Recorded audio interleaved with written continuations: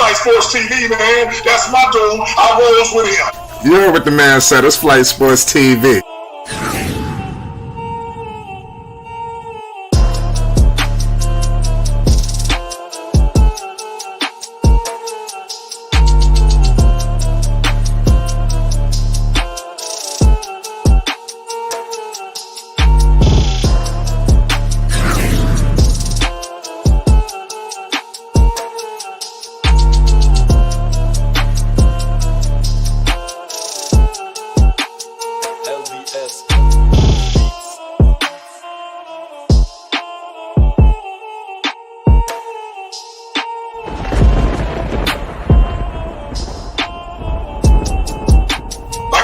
Flight Sports TV, that's where it's at.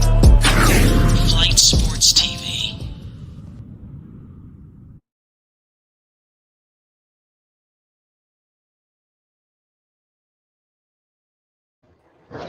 What's going on, people? It's Flight Sports TV. I appreciate everybody for checking with us, man. We up a little bit early, man. We started stream about a few minutes early. We appreciate y'all for checking with us tonight, man. We got ourselves a hell of a show in store for the people. We will be discussing G3, G Honcho. You already know what it is. There's a lot more action. Apparently, I actually thought the Summer League was over. We got to give, that's a poor representation. I don't know what happened on social media. They didn't post things correctly. So they kind of got people all twisted. Shout out to Legend Hungry Ham in the building. I see the waves. You already know what that means. You already know. I see the waves in the chat. But man, this is crazy what's going on with Jello. We got, tonight he stand when all of this Summer League dust settles, man, because there's a lot of dust. There's a lot going on. I got the utmost confidence in Liangelo Ball getting to the NBA.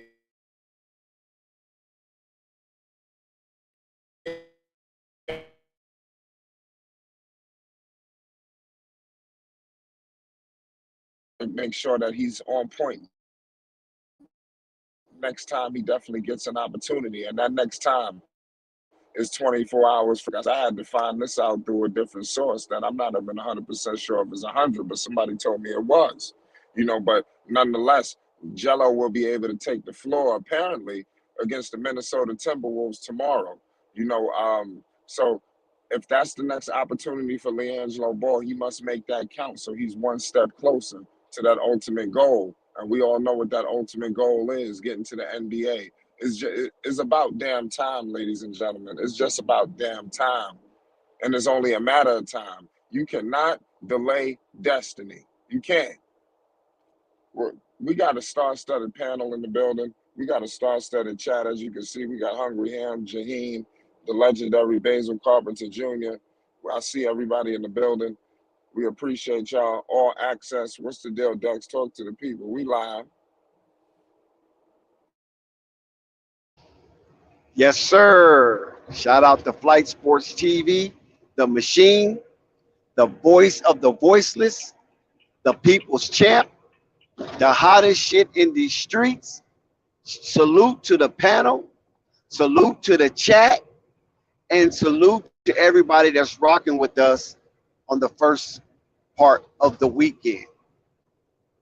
Like, we had a lot of action going on this week. We're at the edge of the closing of Summer League. Teams are positioning themselves to be in the running to win the Summer League championship, as well as individual accolades as far as MVP and things of that nature. Give these young men something to brag about amongst each other, and then get ready to accept their contracts and move on to bigger and better things, whether it's the NBA, the Summer League, or any kind of other Pro-Am league, to get them ready to come back for another strong showing, as well as the G League. I forgot to mention the G League. Flight, do you know? Yeah, it's crazy. Yeah, Flight. Do you know that Liangelo Ball, our guy, our young man, son of LeVar, brother of Lonzo and Lamelo, that middle brother, he has been an extravaganza.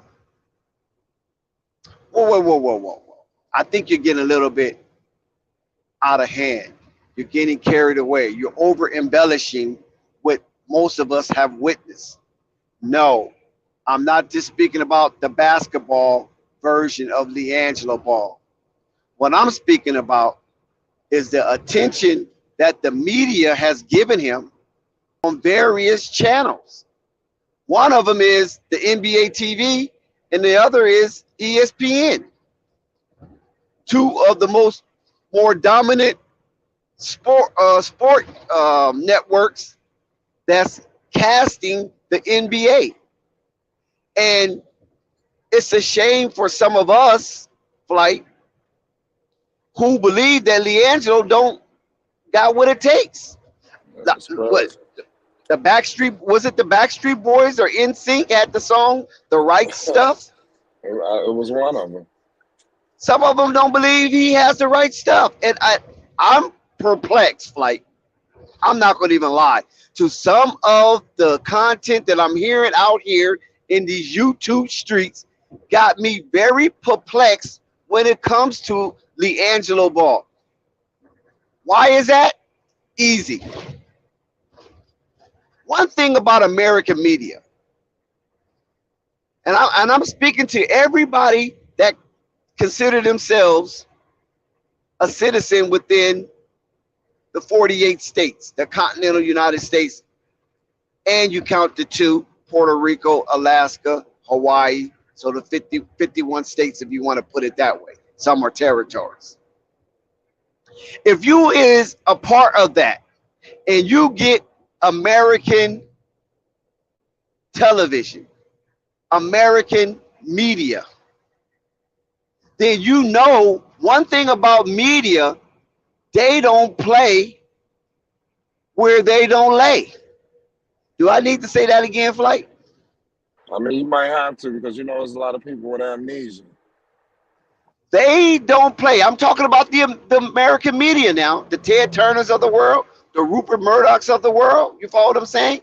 And the reason why I mention those names, whether they're alive or not, their legacy still lives on. They don't play where they don't lay. They're not going to highlight something that's not going to turn into something.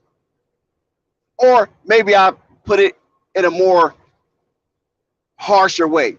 They're not going to highlight nothing and then expect it to turn into something. The media don't waste their time. It's too much money.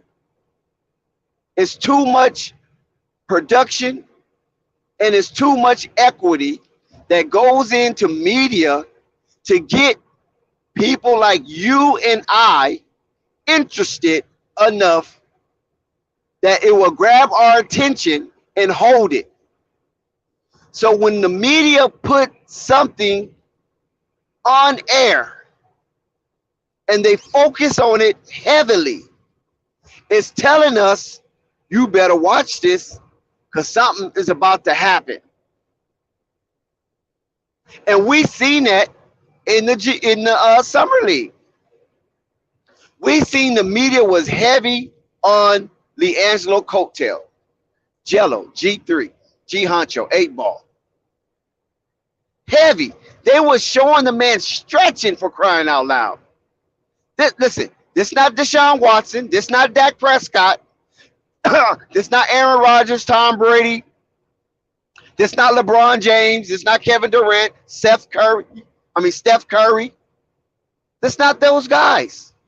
This is a summer league where Liangelo is an undraftee playing against first-round picks, playing with first-round picks, and the media have the unmitigated galls to highlight Jello in the face of these first-rounders.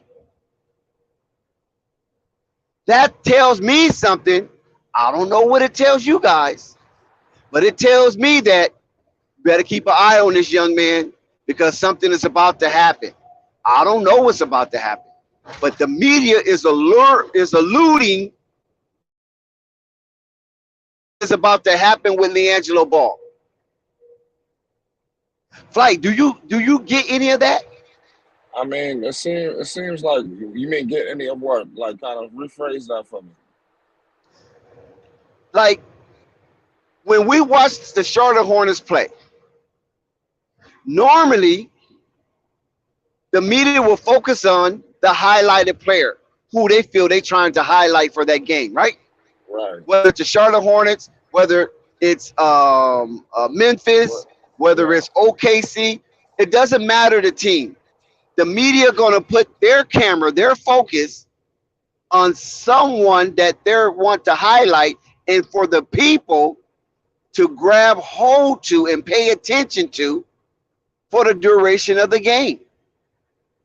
So if this is Liangelo Flight, what are you getting out of this? I mean, I feel what you're saying. Like, you think that they give him a lot of camera time, they're kind of using his limelight, but they're not really letting him perform on the floor as much as people may like. Is that what you're alluding to? Well, somewhat to that, but not necessarily that. What I'm alluding to is that this is what the NBA is trying to sponsor. This is what the NBA is trying to prompt. This is what NBA TV and ESPN trying to promote. Because if they wasn't trying to, regardless of what the coaching staff do, because they don't control the coaching staff, they might, tell a coach here or there, hey man, you think you're gonna give a such and such some time? Yeah, we highlighting him. You understand what I'm saying? He has a really good backstory, and maybe the coach buy into it, maybe the coach don't. But that's not their concern.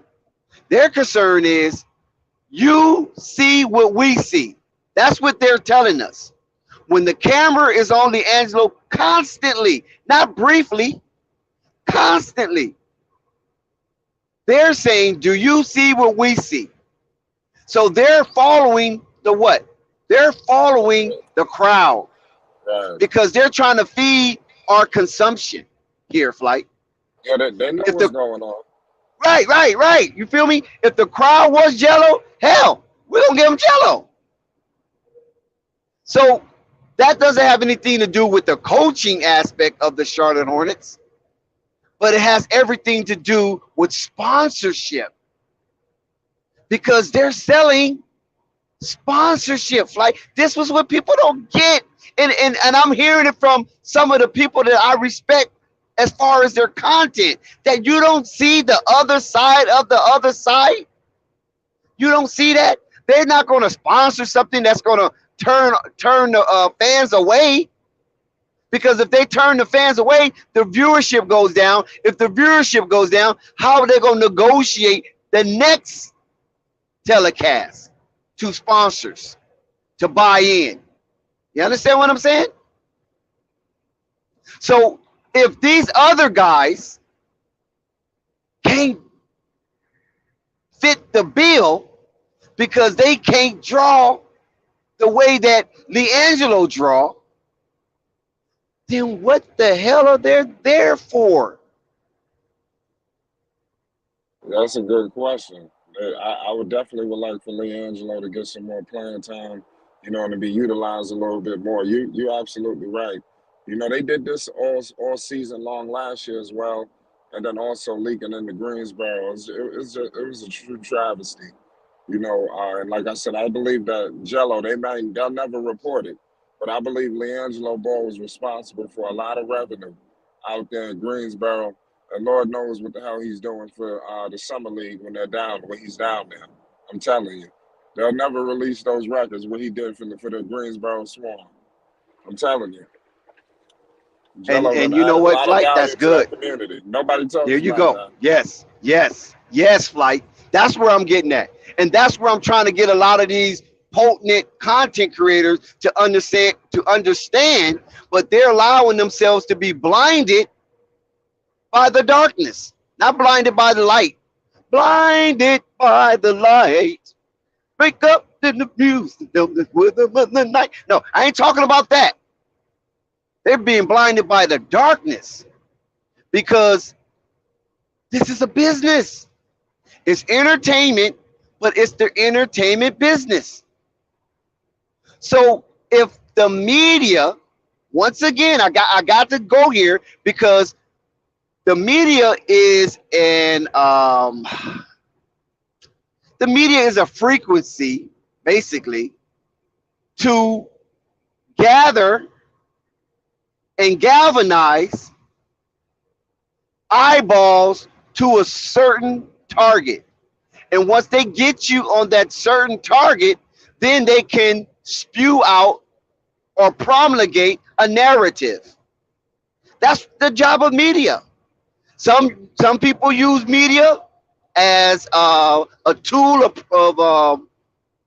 of propagation, and some people use media as a tool to expand a message that is needed for people that's far and wide to be on the same page or same frequency as the majority. So if this media, especially sports media, especially when it's live media, not something that you can edit, you're getting it in real time, showing you constantly, not infrequently, but frequently, Liangelo Ball, no matter what he does, if he ties his shoe, they're showing that. If he scratches his elbow, they're showing that. If he's twiddling with his ponytail or his braids or whatever hairstyle he have at the time, they showing that. When he gets to the score table, they're showing that. These are the aspect of media ratio they give to the stars of the league. Don't get me twisted, please. Please don't get it twisted. I'm not saying Jello is a star, but I'm saying the foray of the media in the telemetry of how they want to espouse their message is through media. And they're showing you, Liangelo, there's a backstory. You want Liangelo? You got an appetite for Liangelo? We're going to feed you, Liangelo. We're going to stuff you with Liangelo. We're going to satisfy your consumption. That's money, bro. So people talk about, well, they ain't invested in him. They invested in these other players. These other players is not getting the media. They're not getting that form of exposure. For Liangelo coming there like a broken board, right? All raggedy, leaning to the side, according to some of these content creators. He ain't ready. He's slow foot. He's this and that. He looked like Raggedy Ann and Andy. But yet, the media constantly put the spotlight on Liangelo. Good or bad now, because it's up to him how he performed. But the media constantly is exposing him. So if you're in United States, and this is why I have pushback on Jello going overseas. If you are in United States playing basketball, and this is the pinnacle of professional basketball, right? The United States of America is the pinnacle of professional basketball. When you know there's 100, well, a little bit over now since the summer league, there's over 108 foreign players in the NBA, coming from over 42 or 48 nations right now. 48 nations. It was 42 nations. Now there's 48 nations. All coming to the center point of the United States to participate in a sport called basketball. So if all eyes are here, why would you leave here and go over there when everybody's over here? And now that you're here, the spotlight is on you. So why would you want to leave the spotlight? They're showing you right now, Liangelo, we are with you. Because if we weren't with you, we wouldn't be showing you. We're showing every little thing about you because we're feeding the frenzy in the consumption of the fan base. they ask for more, Liangelo, we're going to give you more, Liangelo. On our part, we're going to hold our part of the bargain. Now, if Charlotte don't do it, that ain't on us. You can't say the media is blackballing you, or you can't say the media is not giving you the exposure that you need. No, we showing you scratching your scalp, and you're not even a starter. This is why I push back, because I can see the forest between the trees. I can differentiate. These are trees. That's the forest. Where some seem like they're having a problem with that. And what I see, Liangelo Ball has a green light. When I see they keep putting the camera on LeVar Ball, that is contrition to me. You follow what I'm saying? That's the media, where the guy, if you saw Ball, shout out to Ball Facts. First of all, let me say salute Ball Facts for that wonderful video you made. And also salute Ball Facts for Lonzo reposting your Liangelo statistics. Those are some hell of a facts. You know how he laid that out from year in and year out when Liangelo had his debut. That was wonderful to come up with that. That just shows you the geniusness that's in this YouTube landscape, that it even caught the eye of his brother, who don't even follow him. That's facts. That's big. It's big. Big things. So when you see this on Liangelo, right, and then you see Lonzo reposting what Ball Facts put out there, and then that video that Ball Facts put out there, where the guys from ESPN is talking about how they miss LeVar. Wait a minute. You just committed the ultimate betrayal, because ESPN banned LeVar over a misconstrued or misunderstood or intentionally misunderstood comment or statement that he made on First Take with Stephen A. Smith, Max, and Molly. Right? You got these commentators just salivating that we need LeVar back. We want LeVar back. They said it on live TV, for crying out loud. But how many people go highlight that? Mm-hmm. You follow what I'm saying? You got to follow the money. You follow the money, you're going to understand what the heck is going on. So they talk through the announcing of the Chicago Bulls and the Charlotte Hornet basketball game. All that you heard in the back was Liangelo this, his brother's that, LeVar that. Oh, you can say what you want about LeVar. He got 3 of them in the NBA. It's hard. And then they say, why it's hard? So, because you got other brothers. You have the Antetokounmpo brothers. You had the Holiday brothers. You follow what I'm saying? You had other brothers that had a string of 3. But what made LeVar's string of 3 more difficult, because 2 of the 3 took an unorthodox path. Follow what I'm saying? They was out of the portal and still getting the limelight, right? They didn't do it everything the right way according to the system. And those 2 are getting the limelight. Although one is not all the way in, but I'm telling you got one pants leg on that elephant. You already got one pants leg on the elephant, and it seemed like 2 now since he got the media on the side. So he got 2 pants leg on the elephant, and now they got to put 2 more. And you know how hard it is to put pants on the elephant. Come on now. You know how hard to put pants on the elephant. And right now, Liangelo got 2. If you get the 3-way, if you get the 2-way, he will have 3. And if you actually get a contract, he will have 4. The elephant is dressed and he can come outside. But we get a lot of trite content when it comes to him going overseas, which I vehemently disagree with.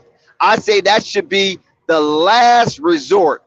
When you don't have no other alternative, you exhausted all your remedies, then you take your tail overseas. And then you really don't even have to go overseas, to be honest with you. You know why you don't have to go overseas? Because the next best country with the most players in the NBA is Canada, just up north. Canada have Canada have the number one foreign presence in the NBA. Second is France. So in reality, Liangelo really don't even have to go overseas. All they have to do is go across the border, go up north, six God, or he can go down to Mexico. He can just stay in North America. You don't have to go overseas. But if he chooses to go overseas, France is the second foreign country that produces NBA players. Canada's number one. France is number two. And both of those countries have good ties with the United States. So it won't be anything he has to fear. You can damn near feel at home because you have a whole lot of American culture in those two countries, Canada and France. But I think, in my humble opinion, that Liangelo don't even have to go overseas because the table is set. The table is set for Liangelo. And the reason why I can say that with conviction is because, first, he getting media attention. That's something that you need. You need eyes on you. And the smart people know. I'm talking about the oligarchs. Those people know. The oligarchs of the NBA, the board of governors. They know if you can get extra camera time on a player outside of your superstar player or your star player or your all-star player or your up-and-coming player, that's the aggregation of funds. That's extra money. And when you have that, you don't have to put so much money into the promotion of your up-and-coming player, your star player, your all-star player, or your superstar. Because you have an extra eyes on you because this guy is coming in with familiarity. And this is why the portal from college to the NBA was so important at one time. Before the game got so big, that was an important pathway because they had an opportunity to build up a fan base. They had an opportunity to become familiar with the landscape of the NCAA because they stayed in college 3 and 4 years. It was an oddity for somebody to come out of high school. It was an oddity for someone to come out after their first year. So you had a plethora of players. I mean, a gang of them that stayed in college for 4 years. And that 4 years allowed them to also polish their game, but come out with familiarity and come out with history. They had history when they came out of college. People could recite their statistics from freshman year, sophomore year, junior year, senior year, if they stayed that long. And it wasn't a badge of dishonor if you stayed 4 years. At one time, it was a badge of honor if you stayed in college 4 years. If you left early, they thought they'd use a dummy. Oh, you don't want no education. But of course, we know all that was trickeration. You know what I'm saying? A lot of that was BS. But that's the mindset that we had at the time. Follow what I'm saying? Stay 4 years just in case. The education is your safety net. But these youngsters are making so much money that when they come out of high school, if they come out be one and done, what education you need? The only education you need is financial literacy. That's the only education you need after that. You follow what I'm saying? And be able to sign your name. So the paradigm has switched, and this is where we're at now. Social media has become the order of the day, and Liangelo Ball is one of the stars in social media to some degree, and he brings that over to him, with him, to the basketball arena. His fans follow him. They travel to follow him. Listen, DKM is from a whole nother country. This guy flew out to Summer League. Why he fly out to Summer League? You think he flew out to Summer League to see McCowan, Crutcher, JT Thor, Nick Richards, Kai Jones, Mark Williams? No.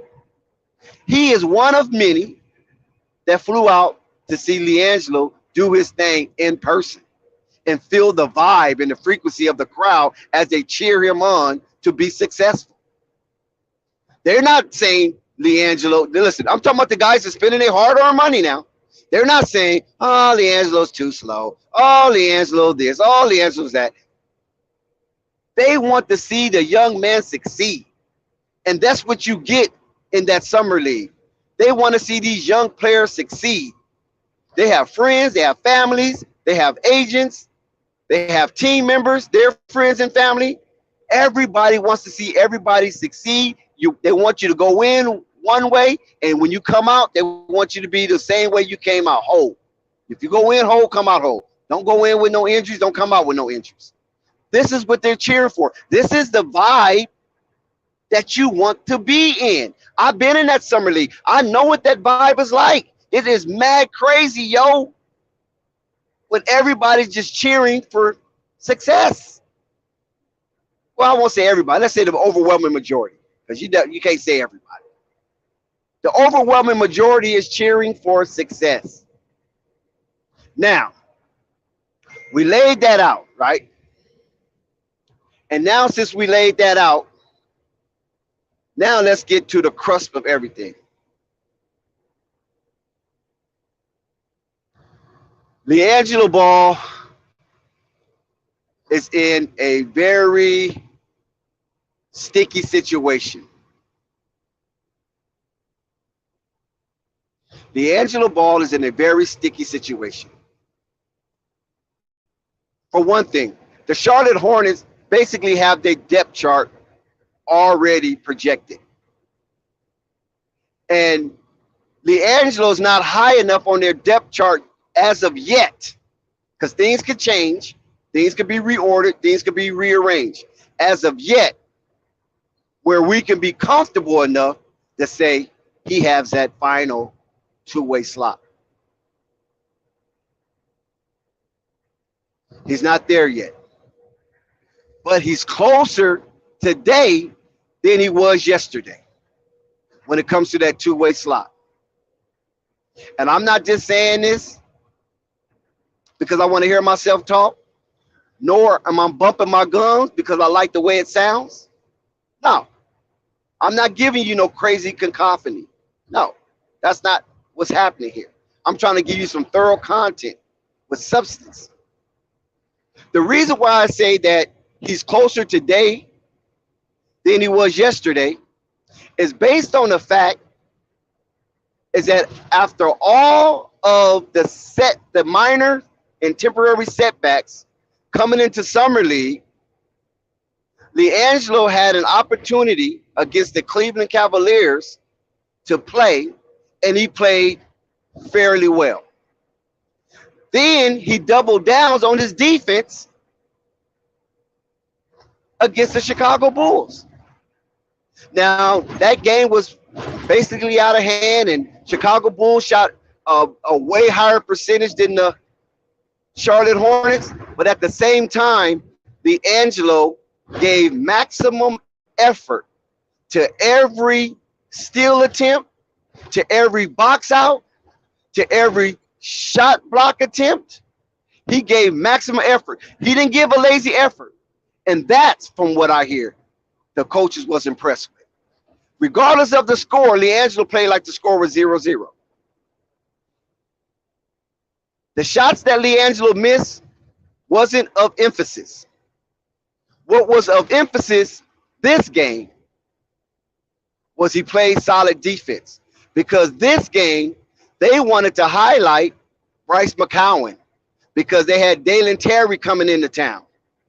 They wanted to have a nice matchup with Bryce McCowan and Dalen Terry. And, of course, Dalen Terry outplayed Bryce McCowan that game. But look for future matchups as the preseason come and eventually when Bryce, play on with the Charlotte Hornets, because he damn sure gonna get some rec for the Charlotte Hornet, Bryce McCowan. So that was their springboard to action. Our draft against their draft, because Dalen Terry has been, making some noise in the summer league. His name has been mentioned in circles in the summer league. And we already know Bryce McCowan have tucked the summer league by the horns with his play, even though he didn't play that well last game. I mean, he just turned into a glorified shot chucker. But we know that this guy's game is mature past his age. So we don't have no knocks on Bryce McCowan. He's the dude. He's for real. I done seen enough basketball in my life to know that this dude is solid. But Dalen Terry, he came in with a lot of question marks. And those question marks, he answered. So some of the naysayers that felt that draft was suspect, Dalen Terry is slowly proving that draft was a hidden gem. The Chicago Bulls drafted that young man, not based on need, but based on the best available talent, according to KC. But that's neither here nor there. Those guys were heavily featured, but Liangelo got the airtime. You feel where I'm coming from? You feel me? Those two guys were heavily featured by their coaching staff. But Liangelo got the airtime. Liangelo got the backstory. Now, he wasn't the only one the announcers were speaking of, but they just spoke of him in volumes. And that says a lot when it comes to media, because remember, we talked about earlier is how media do not want to waste 1 second on useless, what word I want to use? Optics. Yeah, on useless optics, because it costs them. So every pixel that comes together to formulate a picture to come out of your television tube or your media device, they don't want to waste 1 millisecond of optics. So when that camera is heavily placed on Liangelo Ball, it means something. That's all I'm trying to convey here. I'm not saying Liangelo Ball is the best summer league player out there. I'm not saying that, and I will not say that, because there's a lot of flaws in Liangelo's game, right, that needs to be checked. But there are also some flourishes in Liangelo's game that needs to be highlighted. One thing I could say about LeVar Ball, especially when it comes to Liangelo and Lamelo, I can't speak as much on Lonzo, but when it came to Liangelo and Lamelo, LeVar Ball did us a service by allowing us to witness and watch him bring these boys into maturation. We seen up close and personal how he instilled confidence, instilled morals, instilled a moral compass, as well as instilling them a winning spirit and resilience to overcome difficulty. Because those were the two sons that dealt with a lot of difficulty based on the path they chose to enter the NBA. Lonzo didn't have no difficulty entering the NBA. His difficulty was once he got up to Luke Walton. That's where his difficulty came in at. But as far as his pathway to the NBA, was it smooth and cool like the other side of the pillow? So with LaMelo, his journey, And it was not because LaMelo wanted that journey. And Liangelo, his journey, based on a bad executive decision made in foreign land or foreign territory, and especially political climate that would basically hijacked it, that misdemeanor act, right,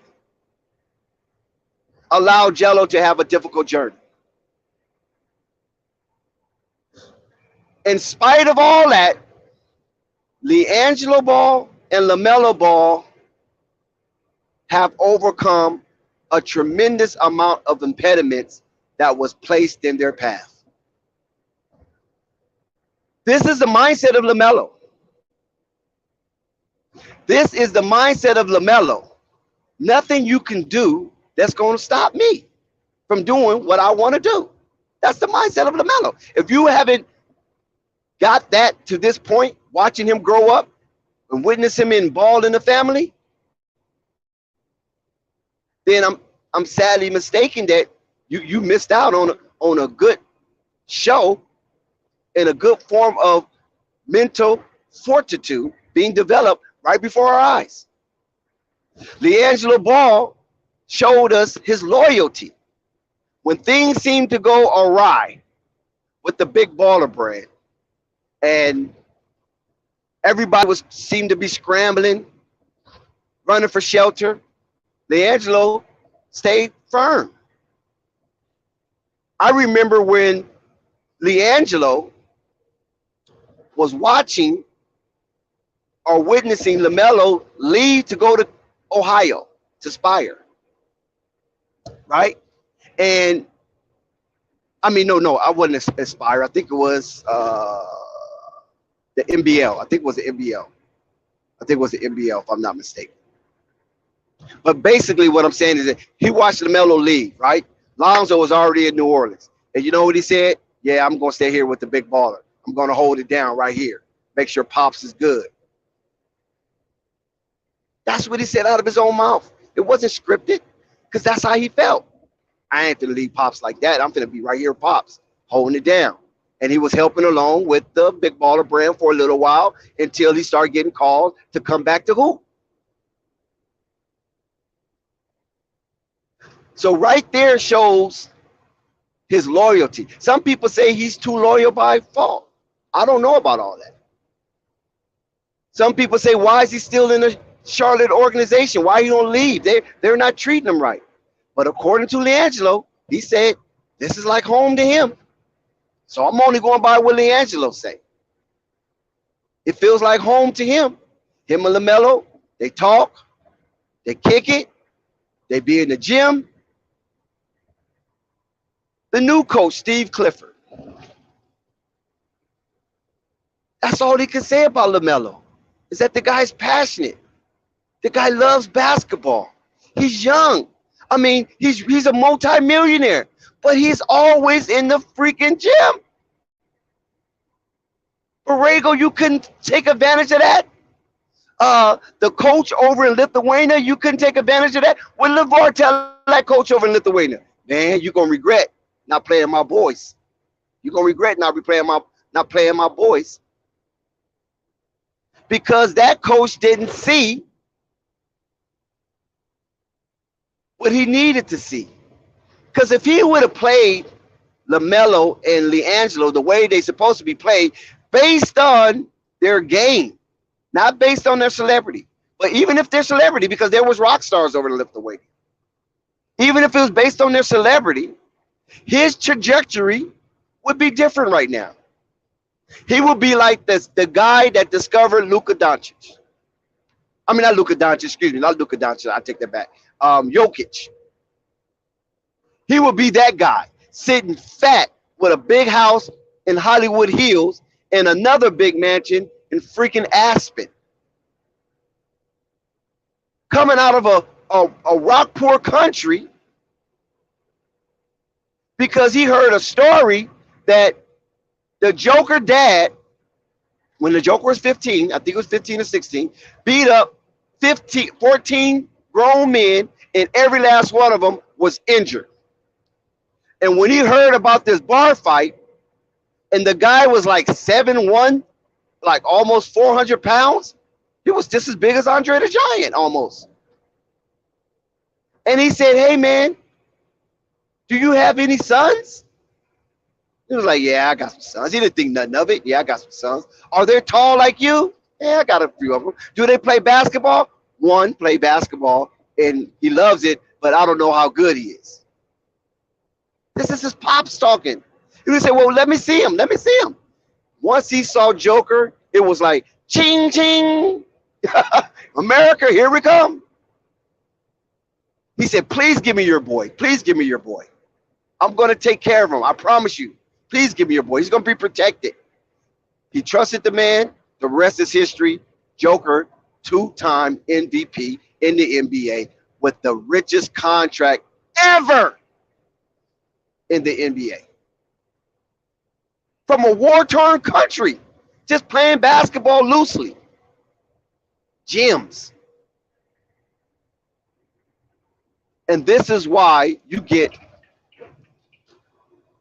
Liangelo Ball on film constantly just doing any little thing. Because one thing about film, once you record it, it's there. So if anything comes of good from Jello, which I believe it will, and they believe it will, based on Lamelo Ball having the keys to the Charlotte Hornets. Did you hear what I just said? Wait a minute.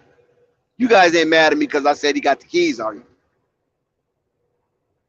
Lamelo Ball got the keys to the Charlotte Hornets. He is officially the face of the franchise as we speak right now.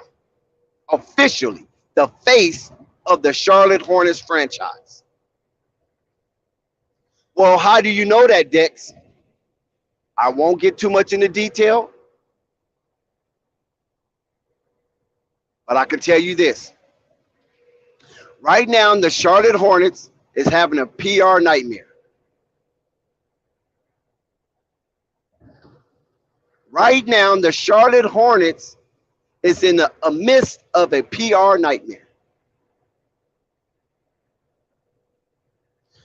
Right now, the Charlotte Hornets is in the midst of a PR nightmare. I don't need to go no further than that, do I? We got 2 incidents back to back, weeks apart. One major, one's kind of, you shake your hand a little bit, we see. And the only, not one of, the only bright spot for the Charlotte Hornets right now is our boy, Lamelo Ball. He is the only bright spot right now for Charlotte. Why is that? He ain't got in no trouble, first of all. He's very charismatic. He's very likable. Fans love him. The locker room love him. He's the light of the room. It even got to the point where, to some aspect, he won over Gordon Hayward. Nobody have nothing bad to say about LaMelo. Great teammate. He's a gym rat. He constantly putting up shots. Listen, Rick Boone. He once lived in uptown in Charlotte, right over there by the stadium, right by the practice facility. All he could hear was a ball bounce and LaMelo Ball in the gym. But when LaMelo Ball was in the gym, he wasn't alone. When LaMelo Ball was in the gym, he was with his brother, Liangelo. Most of the times.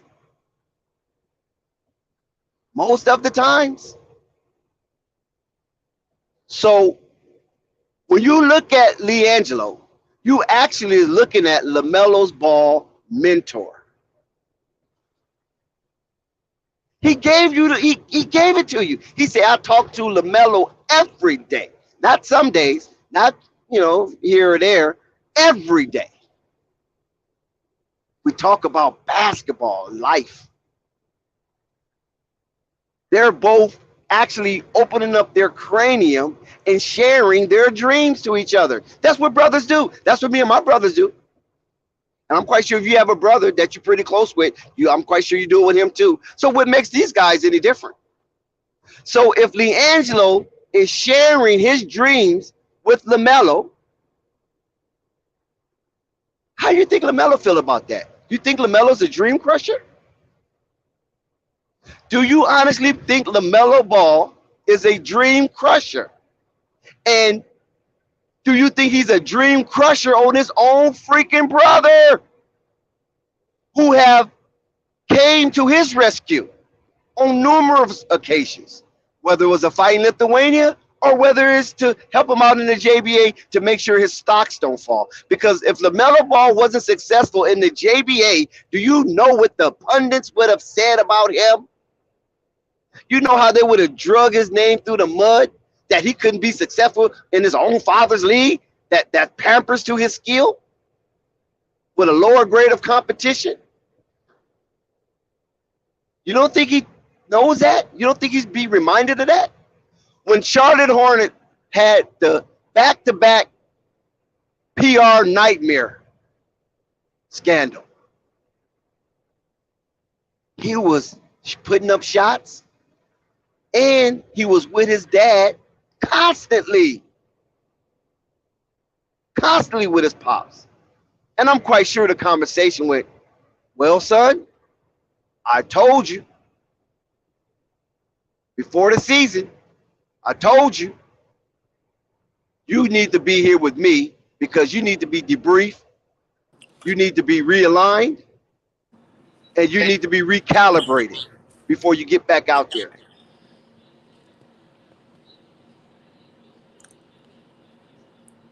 Shout out to who is this right here? Come I on, can't you even know see it's your the name, Fresh bro. Prince of Belize in the building. Oh, okay, because I don't Co-host see of the what's your name? Lamelo You Ball check. Show. Nah, I got you, Dex. Shout out to the Yeah, panel. you Shout got a out to the different chat. icon. Yeah, you got a different icon. Nah, Yes, yeah, sir. I ain't No, put go that. ahead. Yeah. Go ahead, Fresh Nah, Prince. It's on I you, just, bro. Do your thing. man, I just wanted to cook up with you, man, because you was touching on some great topics, man, some great points. One point I want to bring back that you touched on when you was talking about the coach. You were saying how the coach in Louisiana did not believe in him and he didn't upside him, and how, but then you look at a guy like Jermaine Jackson, right, who coached him as well and upplayed him and played him so well that he ended up becoming his manager. And he ended up like basically quitting his job and following LaMelo and say, you know what, I'm back you because you. So those is little things that that we saw, and it's just, and like I say, it's very bad on the coach side because I'm happy that we got rid of Borrego respectfully, because Borrego was not utilizing LaMelo in his first 2 years. Um, LaMelo could have been used in so many different ways right away, and I feel like that could have maybe helped the team trajectory to get players. I mean, with his rookie year, the way he played, yeah, it was well. But imagine if he was just like really had got the keys to do what he needed to do to help the team really grow. I feel like in that offseason, who knows? Maybe they could have got DeRozan and Lonzo. Like, who knows? Like, like all the players that was on free agent, maybe they would have went to Charlotte because they would have got to see LaMelo in his full growth. Like, whoa, LaMelo's really the goods. I need to be down there playing with him. So, and those things are just what I just noticed. Now going into his third season, third season is your break season. That's your junior season. John Morant, we just seen him have a wonderful third season. So I'm projecting the same for LaMelo. LaMelo's going to be another all-star this season. If he, like you said, he got the keys. I believe he do too. I believe that number one jersey's coming. So all of those things is just going to be up for LaMelo. Yes. Before you go, Marvin, we got Marvin on the panel. Marvin Perspective. Before you go, let me compliment Belize real quick. Shout out to Fresh Prince Belize. Yes, he's a host of the Lamelo Ball Show here on Flight Sports TV, and there's other content creators that come on and share their aspect of content with him. So y'all come check that show out, the Lamelo Ball show. When it's up, y'all support it. It's gonna be fire. We probably have a guest come on the next time the show is aired, and I think it's come on tomorrow. Is that correct, bro? Nah, we're gonna be live on Sunday. On Sunday, okay, on Yep. Sunday. Yes, we should have a guest to come on there as well to Yep. help out. But now, also, you have to keep in mind that James Borrego, listen, James Borrego was in a catch-22, first and foremost. Yeah. See, I happened to meet James Borrego, and well, okay, I'm not going to go there. But listen, I witnessed James Borrego be up close and personal with LeVar and Tina Ball, basically thanking them for Liangelo, right? And thanking them also that Liangelo, put on a good performance, because that was the first game of his summer league career in a Charlotte Hornets uniform, and he showed out. So everybody was in celebratory spirits and things of that nature, and I watched it. We have it on at Flight Sports TV. We have the interaction with the Mitch Kupchaks of the world, LeVar Ball, the Tina Ball, and James Borrego. Right? But that timing right there, like, that's the part to me that gets so gray, because we all seen it, and like you said, it's here on Flight Sports as well. We all seen the way how they was complimenting them, like the way how they play together, they style play, especially like just off the court. Like, he was like, oh, in practice he looked great, and all of these, like, for them just to not play him throughout the whole G League and the way how they did it, it's just crazy to see it still. It's just crazy. Exactly. Because I was on my way to LeVar myself, right? I was on my way to LeVar because we was kind of chatting a little bit on the side. So when it was all said and done, I was on my way. And this is where the dog and pony show come in at, right? See, I'm not familiar with that. I'm just finna go holler at LB and be like, dude, you was right. Because I'm finna like eat crow. You know what I'm saying? Because the last time that we had a conversation, I was like, I don't know about Liangelo. You follow what I'm saying? This is real talk. I was kind of in doubt myself. And then he kind of abreast me on certain things. So I said, okay, I'm going to give it the benefit of the doubt, because he is a California high school legend. You know what I'm saying? So I'll give it the benefit of the doubt. And then, like I said, I had to eat crow because I didn't see him in the Drew League that season based on he was up in Charlotte. So when I was going over to LeVar to let him know, hey, man, you was right, bro. Like, dude is it. He, him. Like KNT would say, he, him. But LeVar shoved me away. Like, no, not right now. You feel me? Mm-hmm. Because the cameras was on him. And he was surrounded by people that had NBA logos on their polo. So I'm like, oh, what the fuck is this? And now here comes Borrego. I said, oh, okay. You follow what I'm saying? So I just backed out and just, kept the footage going. Because I was going to get a few words for him for Flight Sports TV. And then, move on, go down there, see if Mitch was going to give me some words. So when that happened, I went down to go try to talk to Mitch Kupchak, but Mitch Kupchak was talking to Kai Jones people. So I was like, oh, okay, well, damn, I'm kind of just stuck out. So I just wait. Never got the opportunity again. But that's neither here nor there. Marvin, perspective. What's going on, bro? Salute, guys. Salute. I'm on my computer right now. I just stopped in. I was listening. I don't really have a take right now, but salute, please. What's going on, guys? What up, Marvin, man? What up? To the panel. I'm on the computer now. I'll chime back in. I'm listening, so I'm just in the background right now. Okay. Shout out to FYF. FYF is in the building. FYF is in the motherfucking building. It's the guy right there. FYF, how you feeling, man? I'm good, man. What's good, y'all? It's good, man. I want to ask you some questions if you don't mind, because I love your takes. Even though we go at it sometimes, I love your takes. I can't. What up? Oh yeah, you good? Yeah. I just want to know, like, so how you feeling with Jello right now? Like, I don't know. Y'all probably was on last night, but I was kind of like, busy up. So I kind of want to ask you myself, what's your take on that Jello moves and what you think his trajectory? I know you got your bet going on, everything like that, but I'm just saying. I mean, it didn't. I mean, like I said, the summer league didn't help.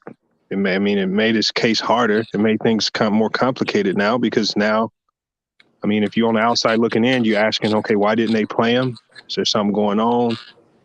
You know, it wasn't a good look to publicly announce he wasn't in shape, conditioning was off, and you say, okay, that it's just some issues there you got to address. And so, where he gets the opportunity next, I don't know. It's just, you know, you guys see the footage. I mean, you guys, I like I said, I look at the footage a little different from other people. So I got positives and I got negatives. It's just right now, it's just, man, I think the, you know, in court of law, you got mitigating factors and you got aggregating factors. Right. And I think right now it's just too many aggregating factors that outweigh his good. And you gotta go clean that up. As a basketball player, you cannot rely on other people to do it for you. You can't rely on other people to put you in a situation to be better. You got to go.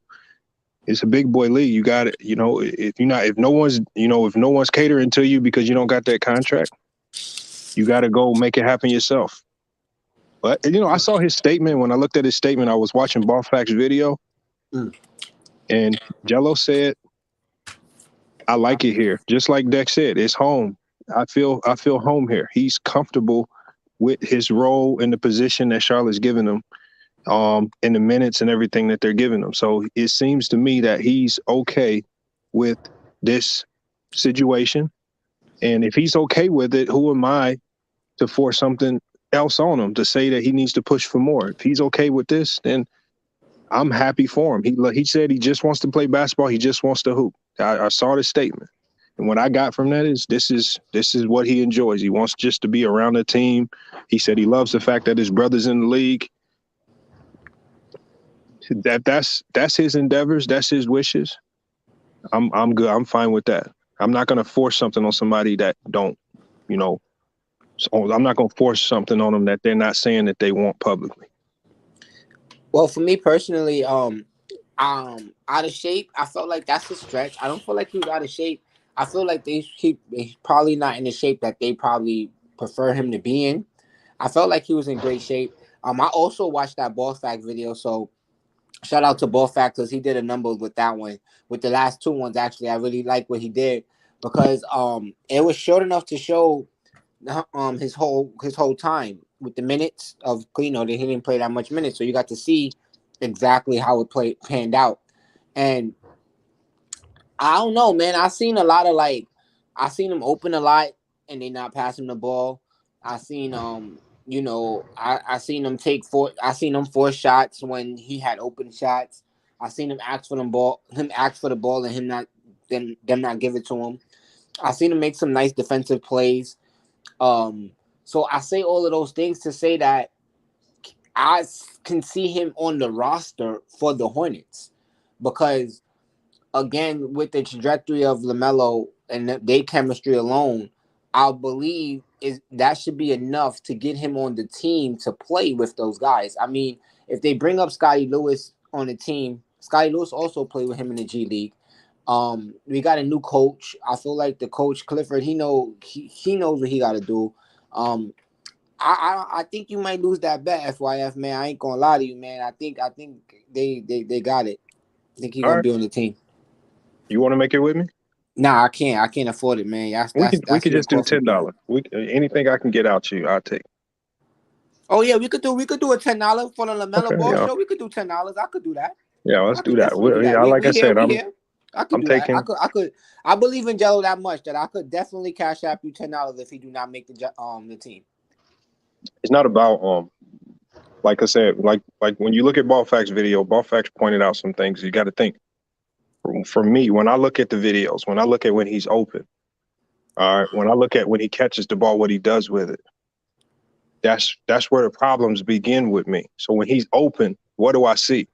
As me just analyzing the game the way I do, when I see him open, I don't see him floating. In a term that's a term to use in basketball, you know, when a guy drives baseline, he's opposite side of the court. It's your job to float from the high wing, float to the corner, right? He did dive a few times. He got some layups out of a few dives. But when he caught the ball on the catch, right, for the most part, he has a tendency to shoot a quick shot, right? That is probably not going to fly at the NBA level when guys are much better. But You know, I think I want to see more diversity in this game. Okay, eating As far as good. putting the ball on the floor to create, I just didn't see it. I didn't see it. I saw him struggle to get his shot off. I saw him he had to be almost dead wide open. You know, I don't know. I just see too many holes that I think these holes could be fine-tuned elsewhere. But, you know, like, I don't know. I'm not going to be overly critical right now because, again, I'm not going to pile on. He's already had a horrible summer league, so ain't no sense of piling on. It is what it Nah, is. yeah. And there's no more games for the Hornets at all, right? I Yeah, don't they know. got one more. They got one more game. They got It's one more? just these Yeah, they games, play to me, Minnesota, I believe. I just Oh, think wow. these games, to me, do a huge disservice because it's creating an optic that don't bode well for either getting on another G League team. I mean, it's just you're not presenting a good body of work that you can showcase to somebody for a viable spot somewhere. But like I said, he said What's himself, your he's fine there. So it what's your doesn't take? sound as But if what's he's your take that you're saying right now? Sorry to cut you off, not to rush up your take, but what's your take right there? I would say I still hold that bet accountable, but I do say I could see him on a G League team and them picking him up later on in the season though. no, but With your take that you're saying? no, but so if you're referring to Charlotte, if he signed with Yeah, Charlotte and only Charlotte can call him up, now I got yeah. to think. Okay, now I have the only way he No, gets no, called up. no, no, no, no. That's not true. He can get called up for any team, but they have to sign him. He It can't. depends on Only it depends Charlotte. on how he signed. It depends on how he signed with Charlotte. Okay. So Charlotte can keep his rights. Like Charlotte can have access to his rights, and another team could buy his rights. Right. So I think there's a couple different ways. It's fanatic, but you are right to a certain degree. Any team can call him up. But again, the problems there. Like when you say the fitness, you said he was in shape. If he's in shape, then I don't know why they would publicly come out and say he wasn't in shape. He looked No, like the that was heaviest. before. No. What happened is I know exactly what you're talking about, but that article is not chronologically in the timeline of the game that you saw. That was Okay. prior to the summer league. I mean, even if it's You know what I'm prior, saying? But just it's summer league, but like prior to when he actually got on the court because he didn't get a chance to practice. I'm just But saying, once he got his practice in, just me looking the optics. When you watch the games, your shooting guard shouldn't be the heaviest player on the court at any given time. He was the heaviest player sometimes, heavier than some Raymond centers. Felton was a big point guard too, like that. Okay, but we Kyle can't compare Lowry him to shot other on right guys. now as We well. can't compare Jello to other guys that got drafted because when you get Understandable. drafted, that creates you have a much easier path to success in the NBA because now a team with that much money invested in you, they have to find ways to make you better. They have to give you opportunity. Nobody can give until somebody signs him to a contract, nothing is going to be given. He's going to have to bully his way in the spots. You know, how many times did we see yesterday? He got the rebound. You got to understand, he don't have a contract. How many times could he have just exploded off on the brink to jumpstart to transition with the ball, pushing it up the court? But instead, he swings it over to the guard and runs to the corner. That's a but missed that's his opportunity. job, though. No. No, I disagree. Hold on, let And me you got finish. Let me finish. The transition is an opportunistic. Transition is a choice. Transition, every coach wants to push the ball and play fast. And if you have it in your bag and you feel comfortable doing it, you will do it. Because I watched JT Yeah, Thor you watch do it. JT Thor. Exactly. Hold on. I And what watched happened? He turned the freaking ball over every time. It don't matter if he turned it over. The fact remains is that he attempted it. Kai Jones attempted it. Like these guys did. I'm not saying that he did it at a good level. I'm not saying they were he was out of his successful at it. frame. Yeah, he was out of his frame. The fact I want to see you asserting yourself, at least attempting some of the things that people say you're weak at. People say you struggle with the ball. Okay, push the ball in. Okay, because off those rebounds, especially long rebounds, because guys are shooting more threes, take off. Showcase your passing and transition. You think the coach is going to get mad at him if he gets in the transition, dime somebody off? No, because he got in a couple of transitions. He got a couple of transitions. No. I never saw him. What he's saying, though. Never saw him be assertive with the ball. Y'all know what I mean. When did he didn't give us have none the of that ball in his hand? game that he played. Right. When did he? You know, so what I'm saying is there's a level of because the things, like I said, you shouldn't have this level of struggles in the summer league against that type of talent. when if you guys say he's NBA level, he should not have this type of struggles against summer league talent. He should not. Hold on one second. Shout out to Basil Carpenter Jr. for the $100 PayPal to Flight Sports TV. Shout out to you, Basil. You know what I'm saying? You are our number one supporter. Shout out to Basil with the $100 PayPal to Flight Sports TV. Shout out to you, Basil. Salute to him, man. That was big time.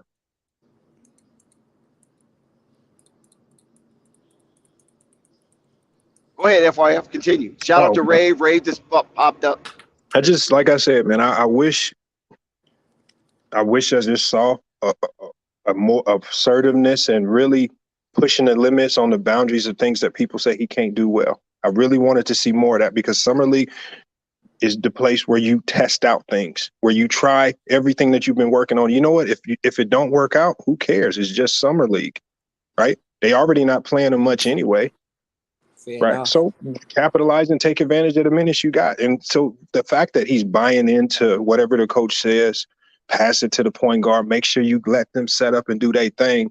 It tells me right there that he may have simply bought into the role that he's been given with this Charlotte organization, which is be the older guy, help the young guys to bring them on, right? When you get in, lead by example. When you're on the bench, don't have bad body language. It almost is starting to look like that. And when he's on the floor, when you don't see him being assertive in moments where you want to see a guy who looks like he's trying to make an NBA roster, he's not. He may have just been bought into this role that they've given.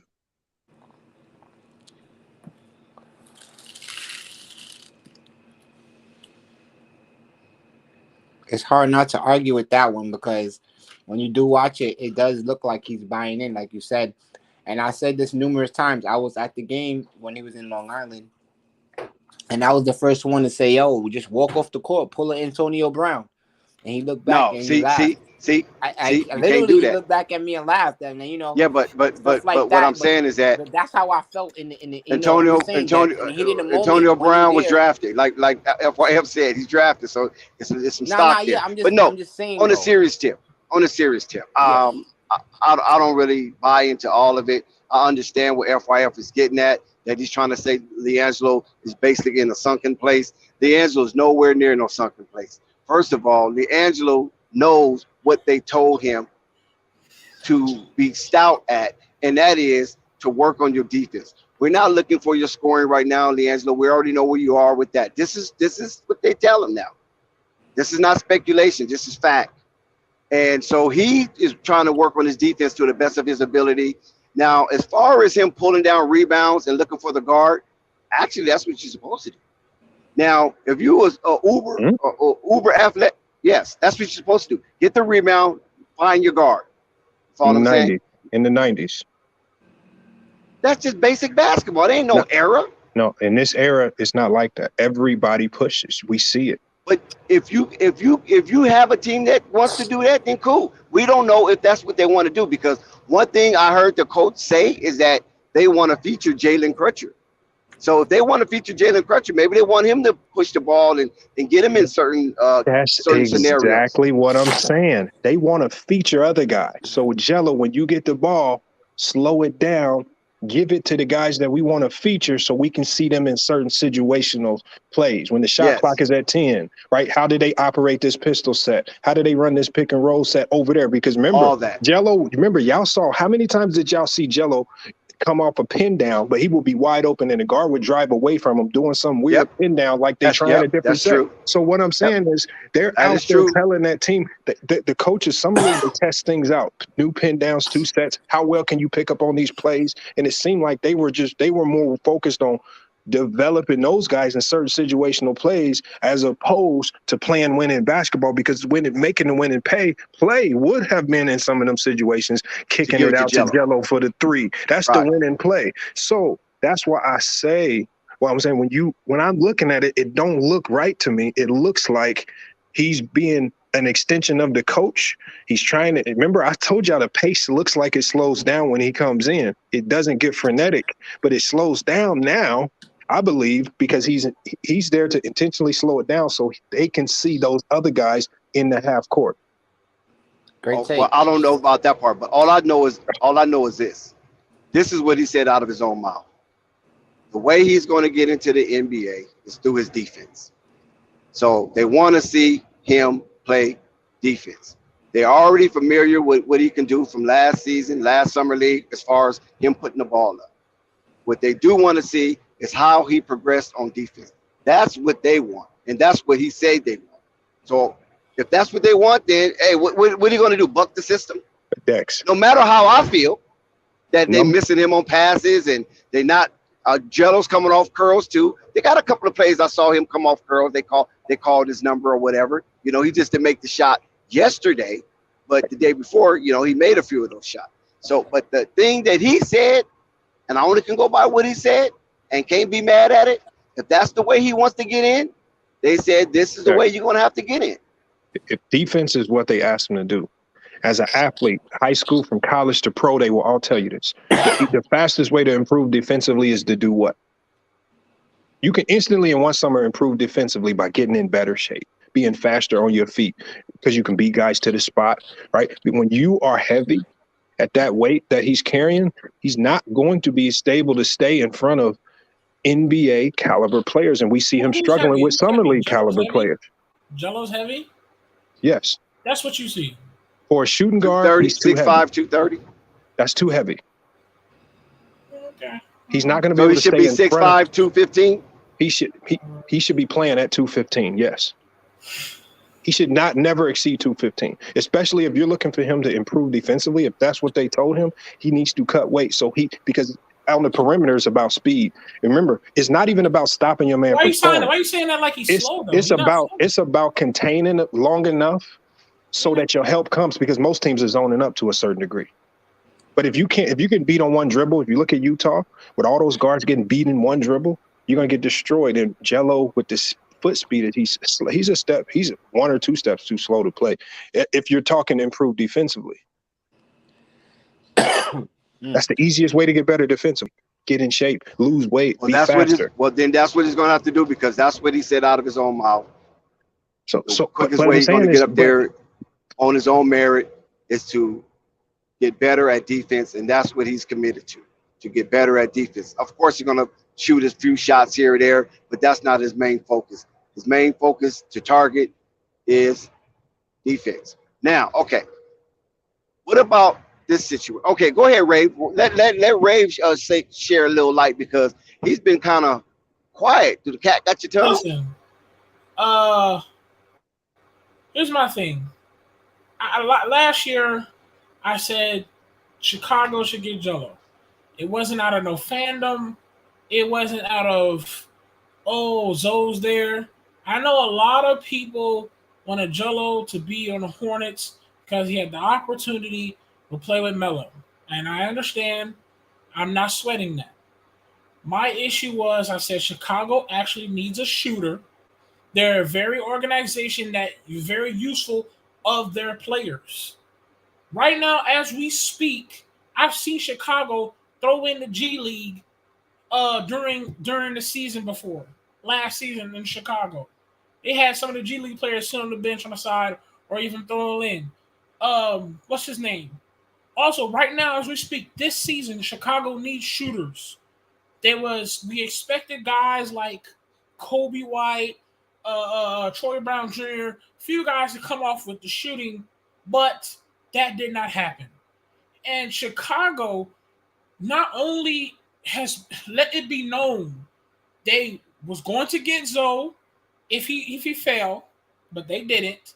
They let it be known if Melo had fell down one more spot, they would have got Melo, but it just did not happen. You already seen how much welcoming they have with Zoe and the big baller himself when he went in, when it was a Chicago versus the Charlotte Hornets, and the big baller showed his face, and everybody went crazy. All I'm saying is, if they already have the boy Zoe, if they hear that when they have another Ball brother scoring 12 points in 12 minutes in their G League, I'm not saying They're about to have that boy playing all the minutes in the world, but you best believe they're going to have an eye on him. And it's going to be way better than what the hell Charlotte Hornets is doing right now. I'm sorry. I'm kind of tired of it. I get it. A lot of people try to persuade me he should go to the G League because it's going to help him. And you all saw it. The man goes heavy in the minutes in the first game he ever plays. And now the rest of the games, 2 minutes, 2 minutes, 1 minute, and might not even play. If Chicago found out he can score 20-some points in 18 minutes, you best believe he's going to get some good minutes that second game on that Chicago's G League team. I bet you that I put money on that they will. Because Chicago's, well, okay, keep playing. Let's see what you got. Keep playing. I already know it. You know what the G League Swarm got Jello doing? Sitting on the bench. That's not helping. And I'm now seeing it for an entirety of a second season. I'm watching it as we speak.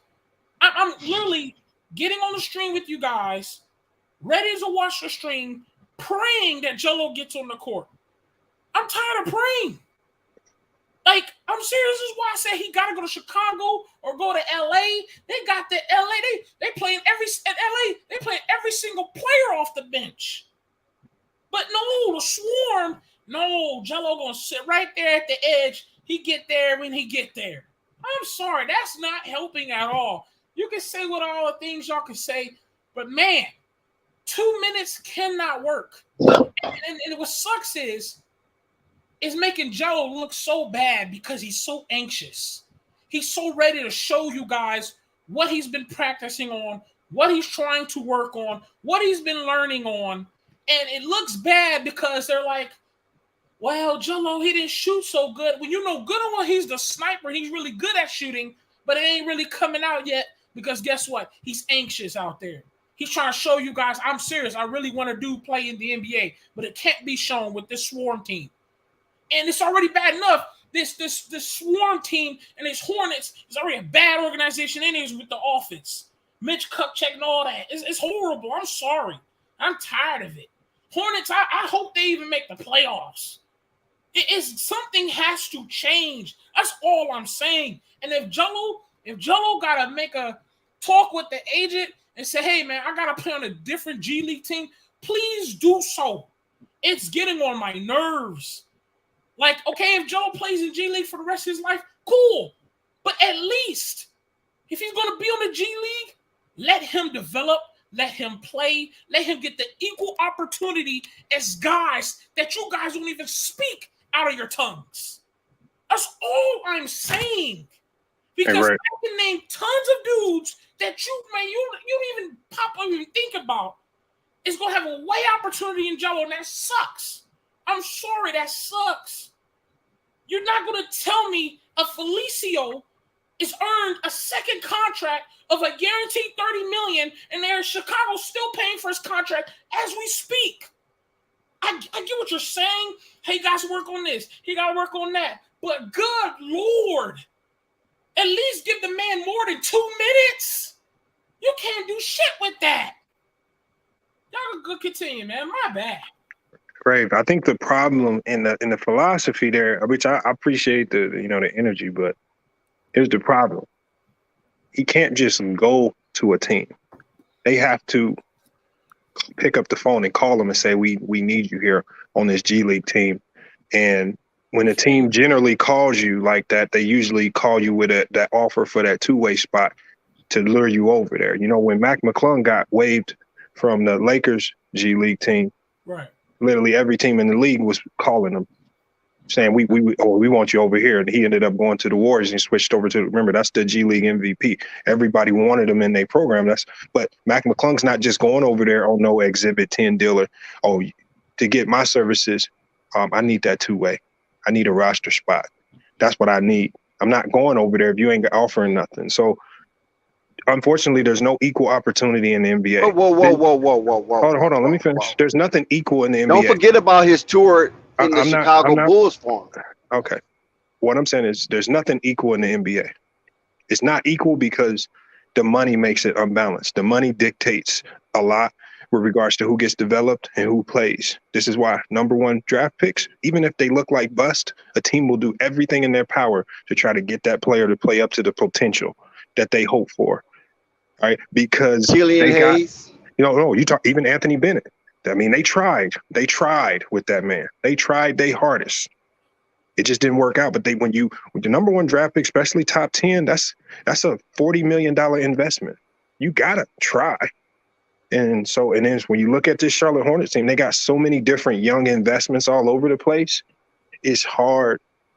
That's why I always said with Jello, he needs to go to a team that's already established with a winning culture and that's looking to win a championship, because that team needs to fill specialist spots. A young team like Charlotte got so many holes. They just got to find a young core that can just make them competent.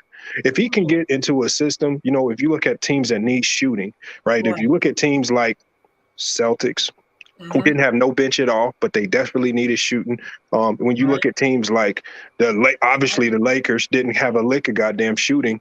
When you just look across the league, but you want to look to teams with vets already locked in, not a whole bunch of question marks everywhere. They just need a specialist here or there that can come in and spot minutes. So don't look in the wrong place. But like I said, he said himself what he wants. He says, I like it here. I love it here. It's like family. So he wants to be in Charlotte for those reasons. So who are we to force something else on him, like going to another G League team when that's not what he even wants himself? This is what he said out of his own mouth. So I can't push back on what he said out of his own mouth. His words were he's fine with this. So I can't talk for him. I can't expect anything that he hasn't said he wants. He could easily go pursue other opportunities, but he's shown that he doesn't want those other opportunities. He wants to be here. He's fine with this role. And if he wasn't fine, he would have left. His life. It's his life. Okay. One thing I want to address right here is that, listen, Basil, Caldwell-Pope, right? Is that who you're talking about? KPC? Okay. Yeah. What about him? Who, me? No, Basil. Caldwell-Pope is the newest member of the Denver Nuggets. Yeah. Now, one thing about Caldwell-Pope, I've seen him play. He's a good player. The dude can jump out the gym. He's athletic, but he normally depends on his jump shot because that's the way the Lakers had him. Now, when he went over to Washington, he kind of got into somewhat of obscurity. You follow what I'm saying in that Washington situation? But I think KPC is a good player, and he plays defense. He comes to play. He's not disruptive. He's going to help you guys. I believe he can help you guys. He was playing great last year. He was playing great last year with Washington. Okay. He been playing good with LA with Lonzo, but when he been like the main. You got to talk up some. No panic. You got to talk a little louder. Oh, you can't hear me? Yeah, now. Yeah, when KCP been playing for the Lakers before LeBron get there, when he had more responsibilities to score the ball, like he been playing a lot better than just a 3-and-D player. He actually been going to the bucket, making plays. Right. But I mean, when you get with LeBron, like I said, LeBron turned everybody into a catch-and-shoot player or into a role player other than Kyrie. Good point. You only win championships when everybody falls into their role. Be an asset. You can only win a championship if everybody knows their role. Him falling into his role is one of the reasons why they got that chip in 2020. You got to fall in line. That's what makes him even more valuable, when you can be adaptable like that, when you can go from scoring all the points in Detroit and you can adapt to a role with LA and you just a 3-and-D guy, and he improved his defense, actually turned into one of the better perimeter defenders in the NBA. That's right. Sure did. That makes you more valuable. So again, to a certain extent, what Jello's doing has value when he's just falling into that role, but you don't do it in summer league when there's so many question marks on a lot of skill sets that people question. You don't do that. That's what you don't. You got to get off Charlotte. I'm sorry. Got to go. They're a dumpster fire. Look, I know it's not easy. They're a dumpster fire. Charlotte's a dumpster fire right now. Yeah, I know it's not easy for him to get off, but he got to go. He got to get off.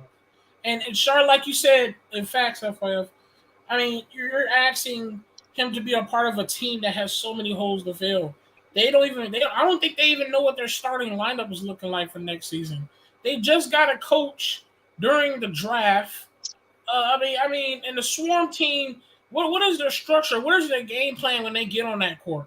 I mean, really, it's ridiculous, man. I've been telling y'all since last season, Charlotte going like the whole their whole plan, but okay, Jason Terry, we getting Gordon Hayward in, he can be a scorer. But then, like I said, when they draft Melo, they ain't even been the plan to draft Melo. Melo kind of been like, okay, he falling all laps. Now we kind of pivot to something else. They don't got no clear plan of what they really trying to do. And that's why when you see like with Jello in the summer league, like I'm pretty sure like at this point, if they realize that they're a dumpster fire, if they look at themselves in the mirror and see that they're a dumpster fire, they'll throw everything at the wall and see if he stick, and including putting Jello on the main roster at some point.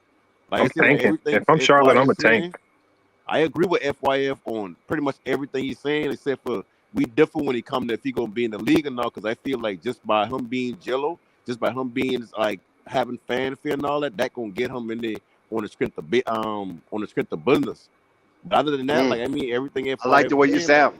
Right. like, I mean, you know, Yeah, it if is it what was it for is. any It other sounds player, crazy, but it is what it is. right, exactly. No panic. See, that's where I'm at with it. And from all the information that I have surmised from these situations, I'm getting those same vibes with No Panic is saying right now. If Liangelo was any other player and his last name wasn't Ball, his father wasn't named LeVar, and his brother wasn't Lonzo and Lamelo, yes, that applies 100%. But when you got those factors surrounding Liangelo, it creates a hedge of fire. And this hedge of fire is going to protect him until he becomes a member of the NBA. Because there's no way the camera is going to be on you as much as it do. There's no way that these GMs keep talking to LeVar, the coach keep talking to LeVar. There's something brewing. And I just believe that LaMelo is now the official face of the franchise. That's known now. There's no more Gordon Hayward, no Terry Rozier, none of that.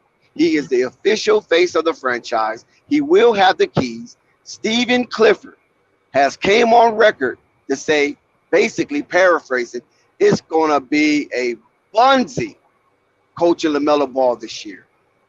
What's going to happen is the coach and player relationship is going to be like none other than it was before in Charlotte.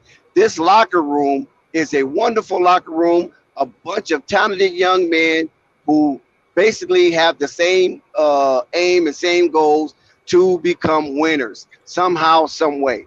He talked about LaMelo Ball being a gym rat. He talked about hearing the ball bounce from his hotel room over at the practice facility. And guess who was there with him? Liangelo. So with all this being said and it's been put on record, Steve Clifford is going to let LaMelo Ball do what he wants to do. I know some people say, well, James Borrego was hugged up with Tina and shaking hands with LeVar and kissing foreheads and things of that nature. He got his extension. Once he got his extension, things changed. I don't know if it was based on MJ, who is the puppet master, saying, okay, we're going to give you this extension, lay off the Ball family. You follow what I'm saying? Lay off the Ball family, coach the team. It didn't work. He ended up losing his job. He was placed in a catch-22. So that quandary was very unfortunate for James Borrego. But the difference with James Borrego, and I want y'all to hear me real good here. The difference with James Borrego and Stevie Clifford, I'm not vouching for Stevie Clifford, so don't put that shit in my mouth. I'm not vouching for this dude.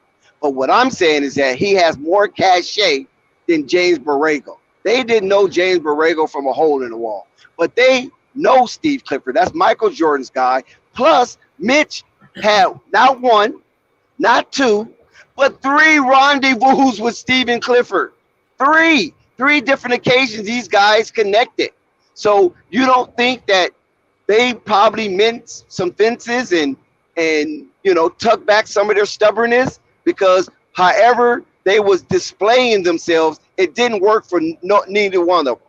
Okay, Steve Clifford was one of their most successful coach for the Charlotte Hornets, bringing them into multiple playoff appearances. So he has to have some say. But Steve Clifford promised Mr. Kupchak that I don't want to have nothing to do with the draft. Just let me have some say when it comes to free agency. Follow what I'm saying? That's all I want. You can draft who you want to draft. I coach it. We got LaMelo Ball. It shouldn't be hard. But just give me a little something to say when it comes to free agency and bringing in certain quality veterans. I have a rapport with a lot of players in the league, and maybe, just maybe, I can sway a few good men to come over here and help us win some games. Well, we all know Steve Clifford's just a holdover coach until they find the right guy. Ain't nobody said the word Steve Clifford and cachet in the same sentence in about 30 years until you just said it. Man, ain't no cachet about no Steve Clifford, man. Listen, FYF. They should have went and got Juwan Howard. They should have went and got Juwan Howard. They should have went and got a guy that can work with young talent. I know you want to be messy. Listen, that's not being messy. Come on. Show some decorum. Show some decorum. There's nothing. Listen, did you just hear me say he's not my guy? So don't paint a narrative that I'm parading pom-pom for Stephen Clifford. No, I'm saying they had 3 rendezvous together, right? So if you got 3 rendezvous together, you got to have some cachet. Not the cachet to say, I want this, I want that. Not that type of cachet, but enough galls to go to Mitch and say, Mitch, what about this guy? I think he can fit. You know what I mean? We got this guy over here. We got that guy over here. Maybe Mike can look in this area and get this type of player for us. Where James Borrego ain't saying nothing. He's afraid to talk to those guys. Stephen Clifford is one of them. He's one of the good old boys. He fits right with him. This is why he was so stubborn that got him fired. Not the first time, not the second time. You follow what I'm saying? Because he's one of them. So he feels he can talk the way he wants to talk. Now they mended fences. They come together as a triangle. Mike, Mitch, and Cliffy. He has a little say-so now. Not to the degree where he's just calling all shots, making executive decisions, but enough to say, why don't we look in this area and stop saying nothing? That's all I'm saying. Like Mitch Kupchak said, after he fired him, said him had dinner the next night and he offered us place to stay. So, I mean, what you're saying, right? Like, he part of the club. All right. Well, we'll see how it works out. I expect to hear you guys with a lot of gripes about him by mid-season, just like y'all did James Borrego. I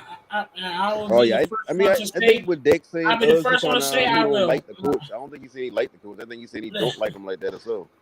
Well, I don't expect much from this Charlotte team anyway. They're gonna be a bottom of the barrel team in the East. It may be competing for a play-in, but I don't expect nothing significant. I agree. Lamelo, we're talking Lamelo would have to carry his ass off the whole fucking season. I'm good on this, man. I'm gonna say this, Ray. Are you a man or are you a mouse? Because this is what you want, right? This is what separates you from the pack. This is what separates you from the fray. Is that you get in these situations with teams that are not that good and they overextend themselves and they overexceed expectations. This is what you want. Let's see, can you deliver, young man? And Stevie Clifford is going to bat for LaMelo to say, Mitch, hands off, let me handle it. I got it from here. All you do is pick the talent, let me coach the talent. This is the way these guys talk to each other. You follow what I'm saying? They're band of brothers. Dex, I understand what you're saying. Especially, I agree. I mean, a lot of shit can happen. We can all go down on the team, and then before you know it, for example, what's that team? New York. We said they were trash that one big year, and they made the playoffs that year. So I hear what you're saying, but it took some long meditation in my sleep. I made my decision when I watched these past 3 Jello games, 3 Jello games, and I'm just like, I'm looking at the roster, I'm looking at the off season. I do like the addition of Williams, but they haven't really made no great moves, really. I mean, have they made any moves? And think about it. That's what I'm saying. Have they made any moves? That's what I'm saying. And then they just got Clifford, the big red dog, during after the draft, bro. Like, I'm sorry, it's unconstructive. It's not. I'm sorry. This is another thing, Ray. I'm not jumping. It's another thing. I'm just saying I'm not jumping on no wagon, but I'm with F. Right, but this is another thing right here, Wave, is that Steve Clifford said out of his own mouth in an interview with the Charlotte Observer. Rick Boone was the senior writer, right? That's their beat writer. He said he's not worried about the talent per se. He just want to coach the talent. They go out, they hire the talent. He gets it. He coaches them. He brings them together. He correlates everything the way it's supposed to be. and Mitch hands off. This is what I'm trying to explain to you. These are how these people talk to each other now. Right. You follow what I'm saying? These are bands of brothers. He said, Mitch, do all that. I will not get in this way. That's not what I'm here for. I'm here to coach the talent. Mitch, let me coach the talent. No micromanaging from the loft. You understand what I'm saying? I'm here in the foxhole with these guys. I'm going to battle with them every day. Let me have them.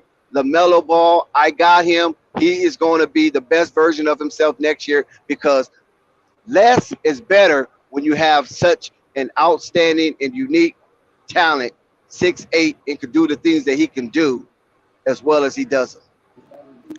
FYF still here?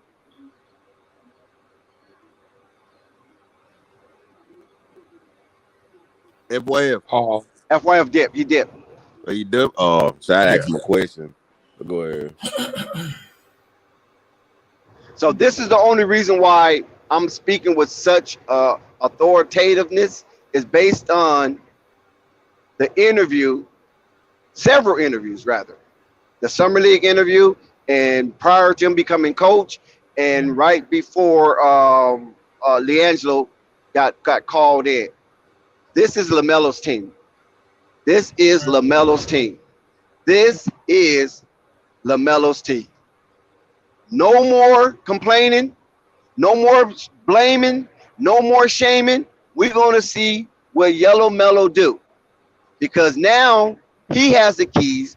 He's the official face of the franchise. If you never heard it nowhere else, we're breaking it to you right now at Flight Sports TV. Lamelo Ball is the official face of the franchise. He will have the keys regardless of the health status of Gordon Hayward, regardless of the attitude status of Terry Rozier.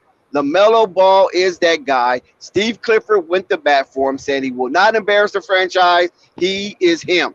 As K&T will say, he is him. LaMelo Ball, one of one, has the keys officially. Now, what LaMelo Ball said he wanted, he said, I couldn't wait. I want the keys. Okay, now you got the keys, LaMelo. You know it's official. You got the keys. Okay, number 2, he won his jersey. Number 3, he want to play with his brother. So 2 of the 3 he has. Keys and the jersey. The last thing is his brother. That's all he said. All I want to do, I want to play with my brother, man. Follow what I'm saying? So if those 3 things are priority on LaMelo's Ball list, you don't think Charlotte Hornet is trying to make that wish list come true? Especially when they have officially put him as the face of the franchise and gave him the keys. And Steve Clifford said, less coaching is more. You know what I'm saying? And on the heels of Miles Bridges, on the heels of Montrezl Harrell, that PR nightmare, the only bright spot now for the Charlotte Hornets is LaMelo Ball. And this is something that Steve Clifford had to talk for. Because, well, listen, James Borrego ain't finna speak like that. You know that. He ain't finna speak like that for no LaMelo. He's not going to do it. Because he don't believe like that. Now, he appreciate him to some degree, but he don't believe like that. We done seen too many interviews where James Borrego is asked the question, man, what's going on, Melo? How he do the things he do? And James Borrego throw his hands up and like, man, I don't know. It's past me.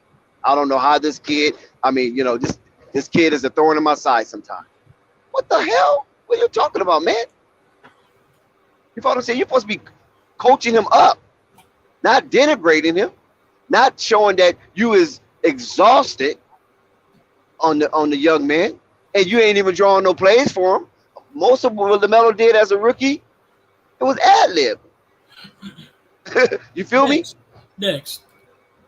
Okay. You have a good point, and you're speaking facts, and you do what you always do, drop the jewels for the beautiful chat. You're speaking facts.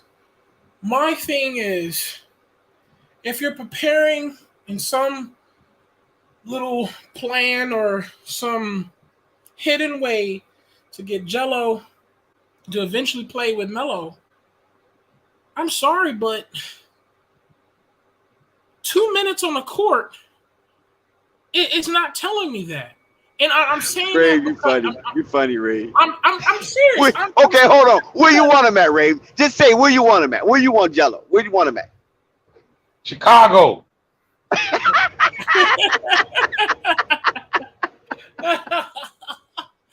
I mean, You were so funny. Dude, You were so funny. Listen.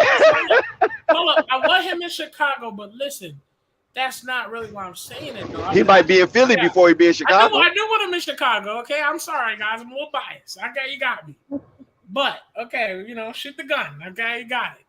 But listen, it's just, if we're keeping it 1,000, 1 minute and 2 minutes, that's not helping at all. Like, if anything, at least let him play 10, 15 minutes. So at least you can say, okay, he's got on the court and got some shots up. Let him get him in rhythm. So the time he eventually does play, whatever how long it takes, at least he can have something in rhythm going and have a structured plan every time he goes out there. So he'll know, okay, I'm going to play my next 15 minutes and I'm going to get some shots up. I'm going to do some passes, whatever. Because when the time they put him on that roster, he'll be somewhat of, okay, I'm coming on this roster to do this job, or do this job. So, yes, I am being biased about him. I want him to come to Chicago. But you putting him in on the first game for 20 minutes and then the next game 1 minute, you're giving me a hard case trying to prove to me that they're secretly going to give him the opportunity to go play with Melo. You're giving me a really bad case. I don't see that. Okay, now check this out, Ray. Now, we're going to do some skullduggery right here, right? Right. What she is using Summer League to pump up certain players to trade. Mm-hmm. And Liangelo's already niched as a last and final two-way. And say if he don't get the two-way, okay, say I'm gonna give it the worst case but the best case scenario. Say Liangelo do not get the two-way contract, but he gets a roster slot on the G League team, okay?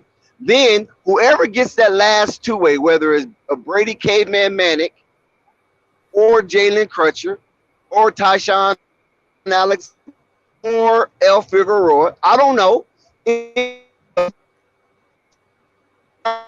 has their rights and then eventually trade them some part of the season and then bring up Liangelo for that two-way.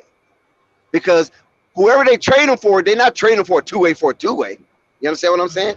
They're going to trade him for somebody that's have a real contract. So that will open up the two-way again during the course of the season, maybe All-Star break, and then Liangelo get the two-way. Then, even though he's been in the G League all season up to that point. What if that's the case? Because you can't prompt Jello up and try to trade Jello. I mean, when you look at the Hornets, I think, like I always believe this right here. I don't know if it's gonna be the end of the season or by All-Star break. If they're wrecking bad coming into the All-Star break, where they maybe only win 20 games, they fighting for a play-in, even like before the All-Star break hit or before the trade deadline hit. I think they start a dumpster sale. I think they start selling everything. Terry Rozier, Gordon Hayward, PJ, whoever they feel like either we got to pay him at some point, so let's trade him, or he making a lot of money and we about to go into a rebuild. And at that point, if they still don't bring Jello up, at that point it's like I don't mind people going into the conspiracy theory bag. Let me say this, guys. Shot right there. Let me say this, guys. Honestly, I just want to know from each and one of you guys. Is the Charlotte organization showing any signs of developing players? Have they ever? No. Right. Yeah. I don't think they have. They developed the Martin twins. They developed Devontae Graham. The Martin twins, they suck now. How they sucking? Both of them got 4-year and 3-year contracts. I'm sorry. I'm ask Dex. I just don't like them. I understand what you're saying. No, I understand what you're saying. Okay, he's trash. But is that a significant development, you can say no. They might have developed him. Yes, they might have. I mean, the go Uh, undrafted to getting a I'm, contract, that is kind of significant. Look, he's okay, saying he's saying but Marquez Bosa I'm about saying all of this. I'm saying all that to say this: is this the organization fit for him? I mean, where's the direction on the team? I mean, a well oiled machine seems more of a likely choice. They make better decisions. Even the summer league teams that have more structure. I mean, I'm not down in Charlotte, but that organization, it just seems like it. I mean, I'm worried about Lamelo when his contract is up. Is even if he gonna want to stay? I mean, come on, man. I'm just trying to look out for the best for him. Well, If Marvin, it, let me pose it how you would say it. How you would say it. If not Charlotte, then who? Because you got to be a team well, where you that's what feel I like was the players that's fit. what I was getting to. I know it's got to be another team, but I hate the fact that he's going through this with Charlotte because you can just get lost in that organization, man. And they using him to put seats in the. I mean, put people butts in the seats and not rewarding him at all. I mean, to me, it's just almost a waste with that organization. I honestly believe if he was on another G League team, and I'm not saying that that's a possibility because they need to call him. If he was on another G League team, they would at least show him more.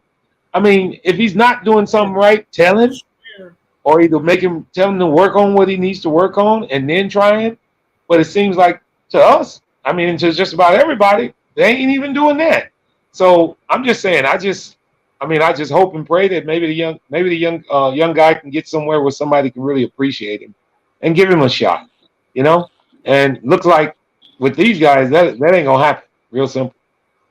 I always say he need to find a team where they don't trade all their future first round picks, so they ain't expecting to have no first round pick in the G League. So they basically looking for players that they're gonna be cheap that they can bring in the G League and at some point give a two-way or some point give a roster spot. Like who's the team like okay, like the Lakers, like they got a lot of their future first round picks traded away. So they ain't really gonna have too much first round picks. They're gonna have a lot of second rounders and a lot of players that just fringe players in the NBA that just on their G League team. So in a couple of years, within the next 2 or 3 years, like it's gonna be spots opening up to where they ain't prioritizing like the Hornets who got all their first round picks. Who everybody they draft, they gonna want a two-way at least. Like I said, I did Yeah. like FYF be saying, I think he just need to. I don't know if teams looking for him as much as like y'all may think it is, but I mean he need to find somewhere where he can get on and there ain't nobody being prioritized in front of him. There ain't no first round picks on no two-way or no second round pick on the two-way. It's just a bunch of players and they just kicking the cans on a lot of players.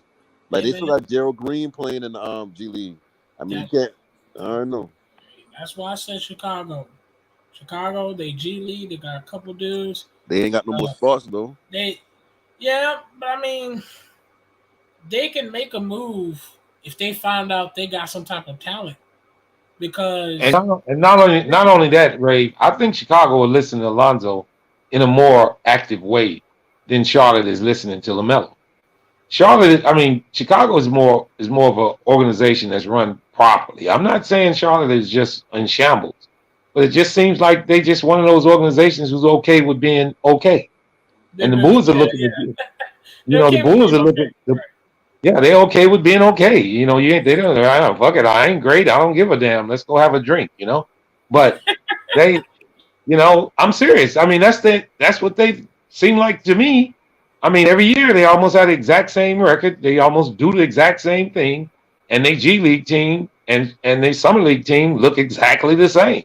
It's like my old saying. You start at the beginning of the season hovering around the bottom. Then in the middle of the season, you kind of hovering around the bottom. Then at the end of the season, you hovering around the bottom. What the fuck? You still hovering around the bottom. You know. Right. So it's just, it's an enigma, man. It really is. It's just what he's going through.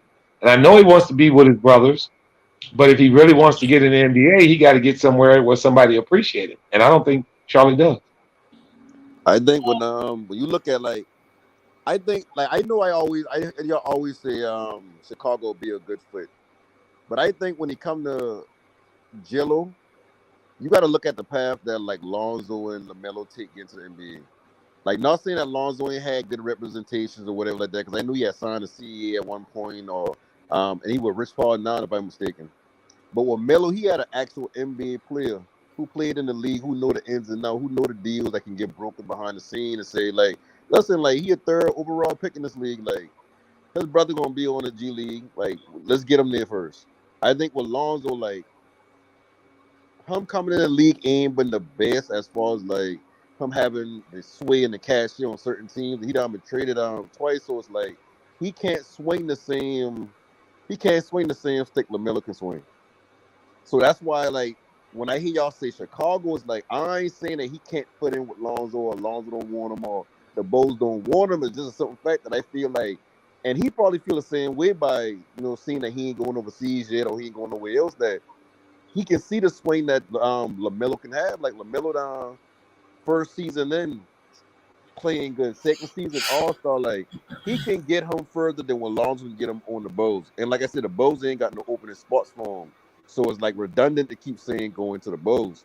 He just need to find a roster where there's nobody in front of him. Like there's not saying that you want to go somewhere where ain't no competition or you running from competition.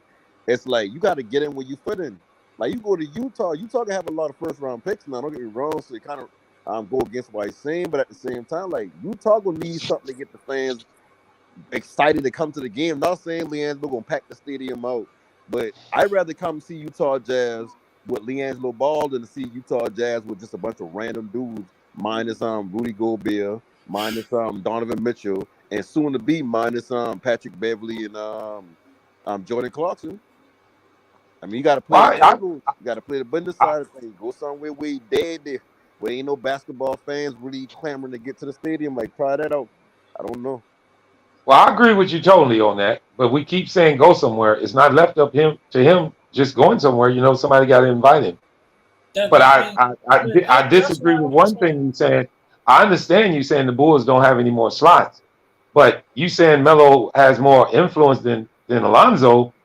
I You still got to go to the organization. Is Charlotte a better organization than Chicago? No, I don't think so.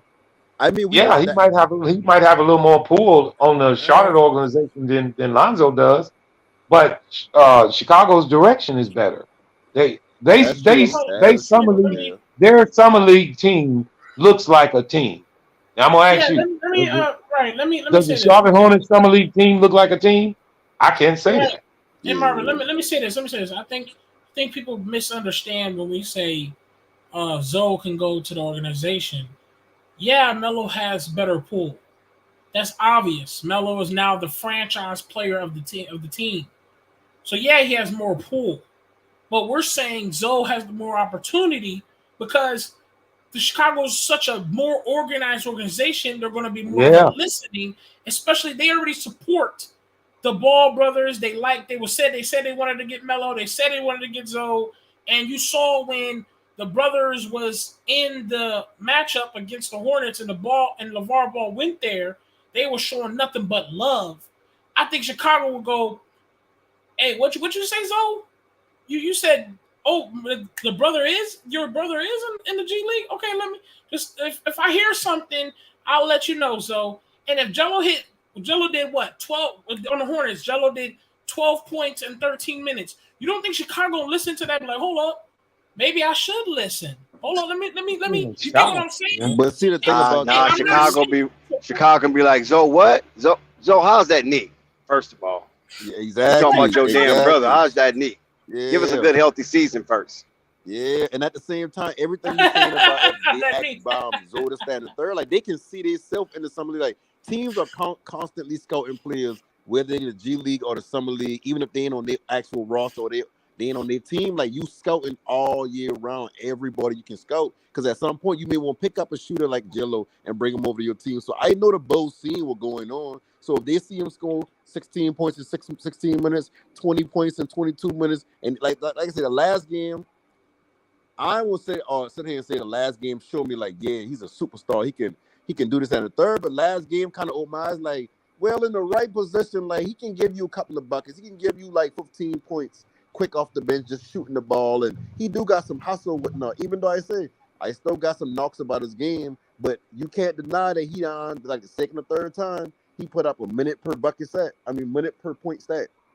where he played around the same amount of minutes that he scored. Like you don't find that in the NBA much. So if Right, he can and do I'm that not, at the NBA level, like I right, and mean, like you got to right, start there. right, and that's why I'm not saying have Jello. Oh my God, he's a star now. I'm not trying to be over. I'm not trying to over exceed something. I'm not trying to like hype it up because we like the Ball brothers. All I'm saying is Chicago's the better organization to say you did 24 points and what? Because Charlotte, they're gonna say, "Oh, you did 24 points. Okay, that's cool. Shame on you, Basil. You get 1 minute next game." Basil's a hater.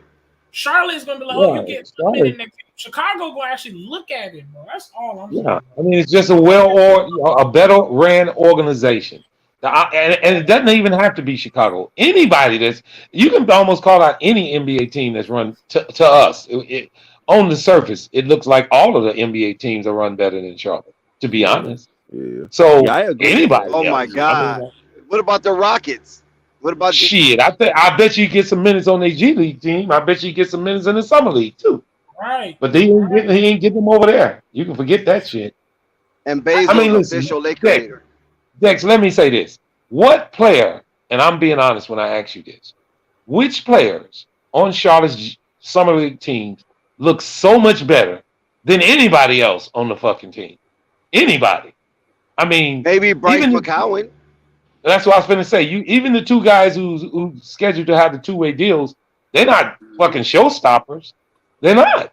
Yeah, McCown's going 3 for 17 the other night, isn't it? I know, but I'm just saying. But he, his game is polished though. He just had an off night.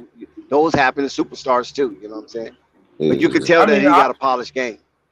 I agree with you on that, Dex. I agree with you on that. But that's one player. But I mean, they didn't develop it.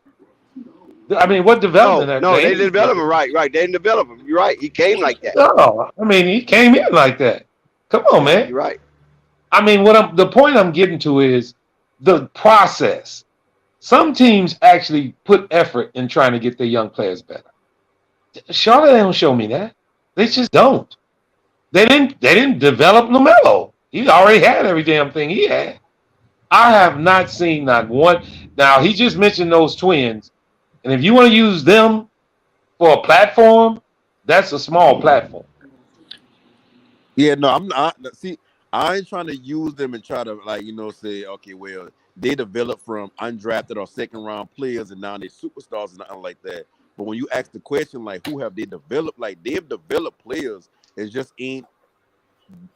I wouldn't hold him on a platform to say, oh, look, this team was the greatest developing team ever. But they have developed players. Who was the players? The only player I know that they developed was Cody Martin. And I mean, both brothers got developed there. Caleb Martin. And they both okay. They ain't nothing special. They both okay. 3 year, 28. Caleb Martin is horrible. How he start? He not start, but he played for the Heat in the finals. He get minutes in the finals for a championship worthy team. And got an extension. Yeah, and get an extension. You can't say that he ain't good. Like Dex, if that's the case, Galena Martin twins alone. Like remember we been having them debates on who better between Jello and the Martin twins. They already made your pocket light, so you better respect them. Put some respect on their name. Yeah, like they did what they had to do. It like don't panic. Let me say this. It starts with from the top down to the coach. I mean, down to the coach. You can actually look at their coaching situation and say that ain't real good for him. I mean, last year would be a Borrego from years on before then or whatever. I mean, is the coach the right coach for him? I mean, it can go on and on in the ways that you can feel he won't really flourish in that organization. And I'll start at the bottom, in which I feel in Washington Wizards. Hell, if he went to their summer league team, he'd get more minutes. If he was on Houston's summer league team, I believe he could get more minutes. I mean, if you're in the summer league, I think the guys tend to some in sort of a way let the players play to see what they can do. And I'm gonna ask you this: have they gave him a chance to see what he can do? Have you seen them give him ample minutes? So they at least say, okay, no. He talking about Liangelo, right? Yeah. Yeah, I have yet to see Liangelo get the minutes that I felt he deserved. Yeah, because I think he deserved 25 minutes a game, but and that's on the average. You feel me? Bro, I don't. So Listen, hold on. I don't even think he's got the minutes even haters expect to see. Even haters at least expect to see him 10 minutes. I mean, he don't even get 10. He gets. Listen, I'm gonna say this. I'm gonna say this. He gets disrespectful time. Thank and you, I mean, Basil Nurkic. Yeah, not Joker. Nurkic. Yes. Yeah, he gets time like you playing with him, like you playing with me. You know I ain't gonna be able to show nothing, but you want to just toss me out. It's like a game, you know. It's it's like a game, and I can understand Rave's frustration because it's like they toying with him, you know. They toying with him. Rave want everybody on Chicago because he want to help Lonzo. So you gotta see the game between the games. Rave have a hidden agenda right now. I am biased towards that, but that's not fully true, bro. It's not. I don't believe that's the case. He just want to see the kid.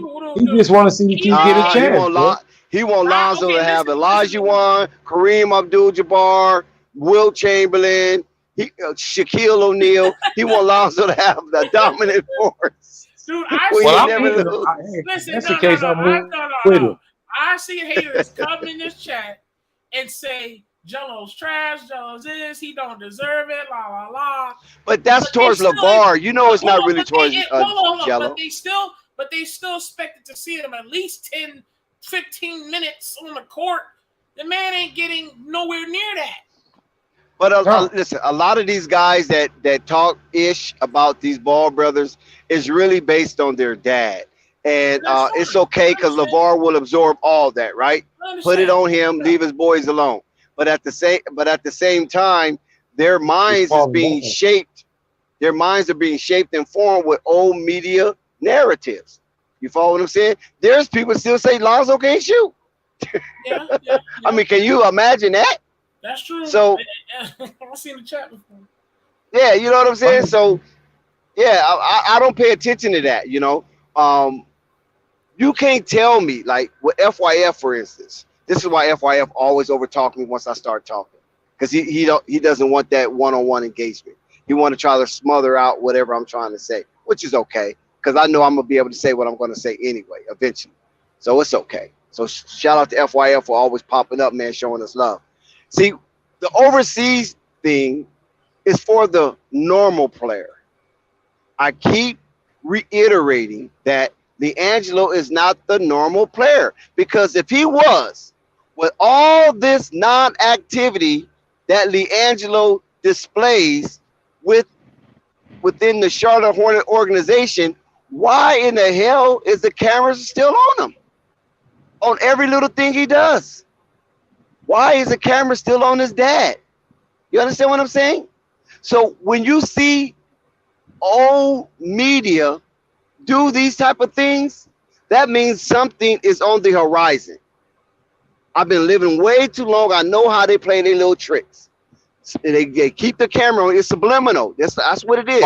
If you're not familiar with that word, say that again. I said pause. You say you've been living way too long. Pause, brother. Oh yeah. So those are subliminal suggestions, right? Because they're putting Jello in your head. They're putting Jello in your head. Then all of a sudden, something is going to break.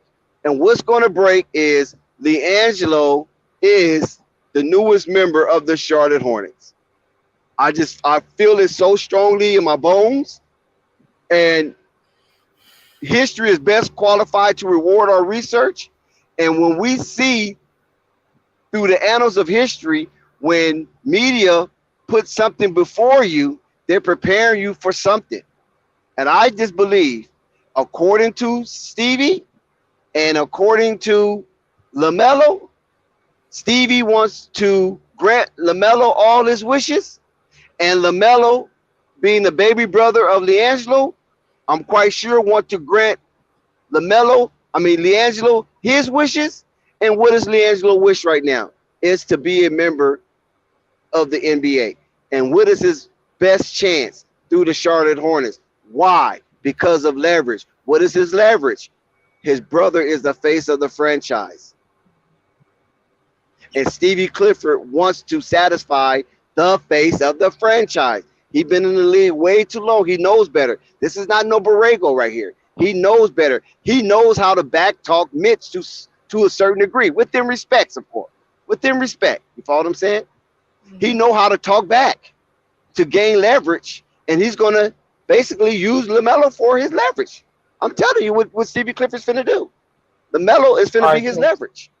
So the question I have to you, Dex, is who is he going to replace on Charlotte? I don't know. No, because they have a two-way open. You know what I'm saying? They have a two-way open.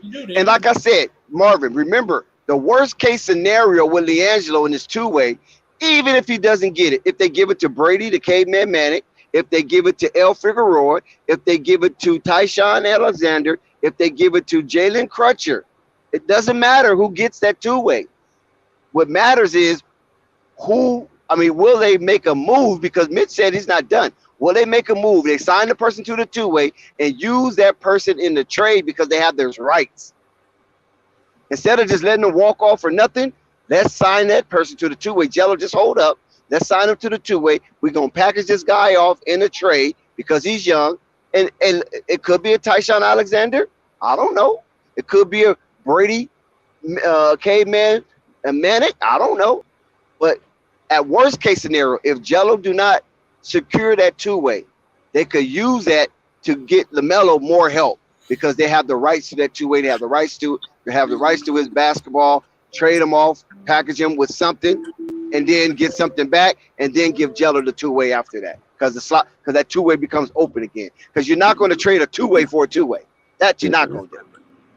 So I mean, think about it. If this season start going downhill fast, you trade Terry away, you trade Gordon away. You got to get rid of PJ at some point. Kelly Oubre got to go at some point. So that's 4 spots on the actual roster right there opening up. Whoever you got on them two ways, they automatically move up to the main roster. That leaves 2 more roster spots. Even if you want to bring up Manic on on the main roster, or wherever you want to bring, like at some point you got to consider bringing Jello because that's one of your most tenured G League players at this point. So I say the path to him getting to the NBA, even if it's just, like I said, from just a business standpoint, or if it's just they moving players out and they got to bring players up, because Charlotte ain't gonna make a trade to where they gonna be some top contender team at this in this season right here at least. I don't see no trade that they can make to where it's worth giving up these players because we're gonna be the 4th seed, or 3rd seed in the East or whatnot. So like I say, the path to him getting to the NBA is right there. It just, it's all about the organization at this point. Like, do they recognize their ways and realize, like, you know what? We ain't going no way fast. Let's start trading everybody. Because like I said, Jordan or the organization, I don't know who it is at this point, but their main problem that I see is they have a habit of giving up on certain things too quick, and they got another habit of hanging on to things too long. Like Terry Rozier, they're hanging on to him too long. Gordon Hayward, too long. They got moving on. I just mentioned it. No panic. They okay with being okay. It's obvious. They okay. Well, Terry Rozier. Okay? Marvin. I will go with Terry Rozier. I agree, but I don't agree with holding on Gordon Hayward too long because the only reason why this is only Gordon Hayward's 2nd complete year going into his 3rd. Now, if you're saying they hold on to him this year, then yes, I will agree with you. No panic. But a person like Gordon Hayward, you give him 2 years to make something happen. That's not too long. That's just about right. You understand what I'm saying? He on a max contract, and y'all been back-to-back years in the playing. At some point, you got to realize, like, he ain't moving the needle, but we paying him like he shouldn't move the needle. No, you're right. He should move the needle. But see, what's been letting Gordon Hayward off the hook is that he has yet to play in one of those play-in games. And I'm starting to think it's by design, because I remember last season down the stretch when Miles Bridges was having that heck of a run, like scoring like 30-something points in 4 straight games or something like that, like 30, 10, like 30, a 30-point double. You know what I'm saying? And they asked James Borrego about Gordon Hayward's status. And James Borrego threw his hands up in disgust, like, I don't know what's up with Gordon Hayward. I don't even know where he's at. I don't know his status. You got to talk to Mitch because that's above my pay grade. Do you guys remember that? You remember when he said that? Yeah. So if he's saying that's above his, there you go. You say that again, Marvin? He does it to all the players. No, but what I'm saying, yeah, but what I'm saying is that that was more political than anything, and he didn't want to put his foot in his mouth because, from what I've heard, that Gordon Hayward could have came back I know in it. that first season when they played Indiana. He could have came back and played his hometown team in the play-in situation, but he chose to take the safe route and heal up to be 100% to start next season. And I think that didn't sit well with James Borrego, but at the same time, he's here to coach these young guys, but he don't have his rock or Gibraltar with Gordon Hayward, according to his mind. You follow what I'm saying? I don't have my best player.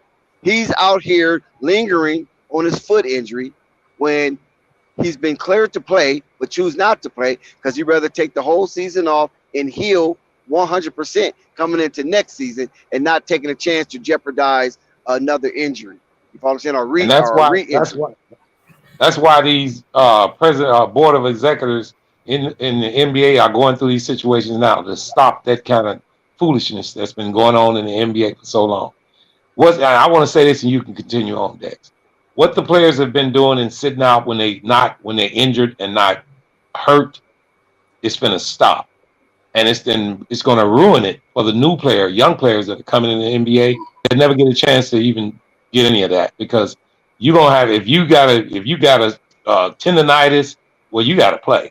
It doesn't matter that not unless you on the injury report, you got to play. It's been a change. Too many players been sitting on the bench getting paid.